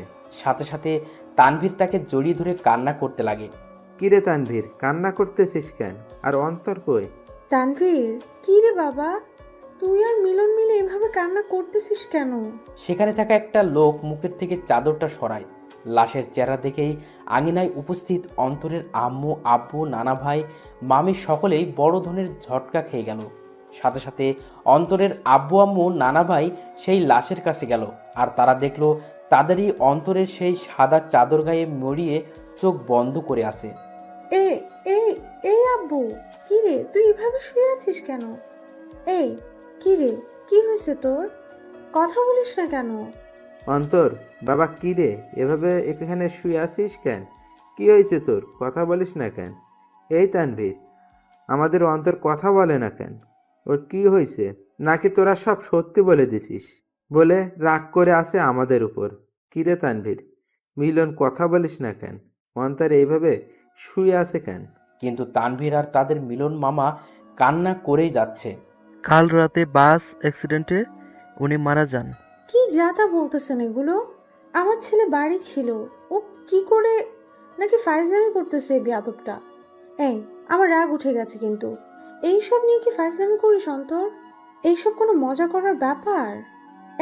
উঠ বলতেছি, না হলে কিন্তু একটা মারও মাটিতে পড়বে না। তারা অন্তরকে অনেকবার জাগানোর চেষ্টা করলো, কিন্তু অন্তর তো আর জাগবে না। সে চির নিদ্রায় চলে গেল, যেখান থেকে আর ফিরবে না কোনোদিনও। আব্বু, কথা বলিস না কেন তুই? একটিবার কথা বল বাবা। কি রে আব্বু, কথা বল না। সাথে সাথে অন্তরের বাবা মা দুজনেই অন্তরের দেহটাকে জড়িয়ে ধরে কান্না করে দিল। তারিন আর তানিয়া বাড়ি থেকে বের হয়ে দেখে বাড়ির আঙিনায় অনেক মানুষ। কি রে, এখানে এত মানুষ? বিয়ে তো ঘরোয়া পরিবেশে হবে বললো, তাহলে এত মানুষ আর কান্নাকাটির আওয়াজ পাচ্ছি কেন? চল তো দেখি কি হয়েছে। তারপর তানিয়া ও তারিন সেখানে গেল। কি রে, আন্টি এভাবে কান্না করতেছে কেন? কি হয়েছে? আঙ্কেলও কান্না করতেছে। কি হয়েছে রে? তারিন অন্তরের আম্মুর কাছে যায়। সেখানে গিয়ে যখনই অন্তরের আম্মুর কাঁধে হাত দিবে, তখন সে সেখানেই নিস্তব্ধ হয়ে যায়। তার মুখ দিয়ে আর কোনো কথা বেরোচ্ছে না। সেও সাথে সাথে সেখানে বসে পড়ে। আন্টি, অন্তর এভাবে শুয়ে আছে কেন? কি হয়েছে ওর? কিন্তু তারা সকলেই কান্না করেই যাচ্ছে। কি হলো আন্টি? অন্তর এভাবে শুয়ে আছে কেন? হাই অন্তর, তুমি এভাবে শুয়ে আছো কেন? কি হয়েছে তোমার? এইভাবে সাদা চাদর গায়ে কেন তোমার? হাই অন্তর, কথা বলো না কেন? আঙ্কেল আন্টি, অন্তর এভাবে শুয়ে আছে কেন? কি হয়েছে? কথা বলতেছেন না কেন আপনারা? কিন্তু কারো কোনো মুখে কথা নেই, শুধু কান্না আর কান্না। হাই কলিজা, এইভাবে শুয়ে আছো কেন? আমি জানি তুমি আমার উপর অনেক রাগ করে অভিমান করে বসে আছো, কিন্তু বিশ্বাস করো, আমি সত্যি তোমাকে ভালোবাসি। হ্যাঁ, আমি অন্যায় করেছি তোমার সাথে, আর বিশ্বাস রাখি তোমার সাথে, কিন্তু আমি আমার ভুল বুঝতে পারছি। তাই একটিবার আমাকে সুযোগ দাও, আর কোনোদিন এমনটি করব না। সত্যি বলতেছি তোমাকে। কি হলো, কথা বলো না কেন তুমি? হাই কলিজা, একটিবার কথা বলো না, আমি তোমার পায়ে ধরতেছি। এই আর একটিবার সুযোগ দাও আমাকে, দোয়াই লাগে তোমার। এইভাবে চুপ থেকো না প্লিজ। দেখো, আমার কিন্তু ভয় লাগতেছে। আর তুমি এইভাবে চুপচাপ শুয়ে আছো কেন? কথা বলো না। দেখো, এভাবে চুপচাপ থেকো না। আমার আর এমন ভুল আমি করবো না। সবসময় তোমার প্রতি বিশ্বাস রাখবো। হাই কলিজা, কথা বলো না কেন? কি হয়েছে তোমার? তারিন অন্তরের হাত ধরে উঠালো আর সাথে সাথে পড়ে যায়। আর তখনই তানিয়া এসে তারিনকে ধরে আর নিয়ে যেতে লাগে। এই তানিয়া, ছাড় আমাকে। আমার কলিজা কথা বলে না কেন? কি হয়েছে ওর? আমাকে ছাড় বলতেছি। তারিন, অন্তর আর কথা বলবে না রে। সে আর কোনো দিনও আমাদের সাথে কথা বলবে না, হাসি ঠাট্টাও করবে না। সে আমাদের একা করে দিল রে। রাগ তো আমার সাথে করলো, তাহলে তোরা একা কি করে হবি? আর দেখি, ছাড় আমাকে, আমি ওর কাছে যাব। ওইখানে শুয়ে আছে আমার উপর রাগ করে, আর আমার সাথে কথাও বলে নাই রাগ করে। দেখি, ছাড় আমাকে, আমি ওকে মানিয়ে নিব। দেখবি ও ও আমার সাথে কথা বলবে। ছাড় বলতেছি আমাকে। তারিন সেখানেই পাগলামো শুরু করে দেয়। সে কোনো মতেই বিশ্বাস করতে পারছে না তার অন্তর শুধু তাকেই না, সকলকে ছেড়ে চলে গেল ওপারে, যেখান থেকে আর কোনোদিনও ফিরবে না। তারিন পাগলামো করতে করতে জ্ঞান হারিয়ে ফেলে আর তাকে ঘরের ভিতরে নিয়ে যাওয়া হয়। দুপুরবেলা জানাজা পড়িয়ে অন্তরকে নিয়ে যেতে লাগে তার চিরস্থায়ী স্থানে। আজ এক আব্বুর কাঁধে তার ছেলের লাশ, এক বন্ধুর কাছে তার ভাইস্বরূপ বন্ধুটির লাশ হয়ে শুয়ে আছে, আর এক হতভাগা মামা যার সাথে হাসি মজা করে বেড়ানো ভাগ্নিটার লাশের খাট বহি করে নিয়ে যাচ্ছে তার চিরস্থায়ী স্থানে। অন্তরকে কবরে শোয়ানো হয়, তাকে মাটি দেওয়া হয়। আজ সেই কবরে দাফন হয়ে গেল কারো ছেলে, কারো ভাগ্নে, কারো প্রিয় বন্ধু আর কারো ভালোবাসা। সকলকেই সেখানে অন্তরের জন্য দোয়া করে চলে যায়। তবে সেখানে বসে বসে তিনজন হতভাগা মানসিক কান্নায় ভেঙে পড়ে বসে আছে। আজ অন্তরের মামা ভাবতে লাগে সেই দিনগুলো যখনই অন্তর তাকে জ্বালিয়ে বেড়াতো, কিন্তু আজ থেকে সেই মামাকে আর কেউ জ্বালাবে না। আজ এক বন্ধু তার সুখ দুঃখ ভাগ করা বন্ধুকে হারিয়ে ফেললো। আজ একজন বাবা তার শাসন করা ছেলেটাকে হারিয়ে বসে আছে। সব সময় অন্তরকে বকা দিয়ে বেড়াতো, কিন্তু আজ থেকে সেই বকাগুলো আর কাউকে দিতে পারবে না। অন্যদিকে তারিনের জ্ঞান ফিরে, সে দেখে অন্তরের আম্মু কান্না করতেছে আর তানিয়া তাকে সামলাতে সামলাতে কান্না করতে লাগলো। এই, তোমরা সকলে কান্না করতেছো কেন? আজকে না আমার আর অন্তরের বিয়ে, আর বিয়েতে তো মেয়েরা কান্না করে। তাহলে তোমরা ছেলের মা, ছেলের বান্ধবী হয়ে কান্না করতেছো কেন? আরে যাও, তাড়াতাড়ি আমাকে রেডি হতে হবে। এই তানিয়া, তাড়াতাড়ি আমাকে রেডি করে দে। কাজী সাহেব চলে আসবে যে কোনো সময়। আর অন্তর রেডি হইছে, দেখ না। আর শোন, তানভীরকে বল না অন্তরকে রেডি হওয়া অবস্থায় একটু ছবি দিতে। আমি একটু দেখবো আমার কলেজাটাকে। তানভীরকে বল না অন্তরের ছবি দিতে, আমাকে রেডি করে দে। আমি শাড়ির আঁচল সামলাতে পারি না, কিন্তু ও বলছিল শাড়িতে নাকি আমাকে দারুণ মানাবে। আমি ওর জন্য শাড়ি পরবো। তারিন, কি হয়েছে? আর আন্টি, সরি আম্মু, একটু রেডি করে দাও না। কাজী সাহেব চলে আসবে তো, আমাকে আবার অন্তরকে মানাতে হবে। তারিন সেখানে পাগলের মতো ব্যবহার করতে লাগলো। তারিনকে অনেকবার বোঝানোর চেষ্টা করা হলো অন্তর অনেক দূরে চলে গেছে, কিন্তু সে তা কোনো মতেই মানছে না। তারা বুঝতে পারলো অন্তরের অকাল মৃত্যু তারিনের মাথার এফেক্ট করেছে, তাইও সে পাগলের মতো আচরণ করতে লাগলো। তারিনের পরিবারও আসে, সবাই মিলে তারিনকে সামলানোর চেষ্টা করে, কিন্তু তারিনের মুখে একটা শব্দ, অন্তর। কিন্তু সে আর কোনোদিনও ফিরবে না। এভাবেই সমাপ্তি ঘটল এক অসমাপ্ত ভালোবাসার। একটি সন্ধ্যের জন্য একটি ভালোবাসা অপূর্ণ রয়ে গেল, শুধু থেকে গেল ভালোবাসার কিছু স্মৃতি ও অনুভূতি। ভালোবাসার মধ্যে সবচেয়ে গুরুত্বপূর্ণ হলো বিশ্বাস। একে অপরের প্রতি বিশ্বাস যত মজবুত থাকবে, ভালোবাসাও তত শক্ত হবে। সন্ধ্যের জন্য একটি ভালোবাসা সম্পূর্ণ শেষ হয়ে যায়, তবে বর্তমানে ভালোবাসার মানুষগুলোও অনেক আজব, কারণ আমরা ভুল মানুষের উপর বিশ্বাস করে ফেলি আর সঠিক মানুষকে সন্দেহ করে বসি। তাই ভালো যেহেতু বাসবেন, তার আগেই সেই ব্যক্তিটার সম্পর্কে একটু ধারণা নিয়েই তবেই ভালোবাসিয়েন আর ভালোবাসার প্রতি ভরসা রাখবেন।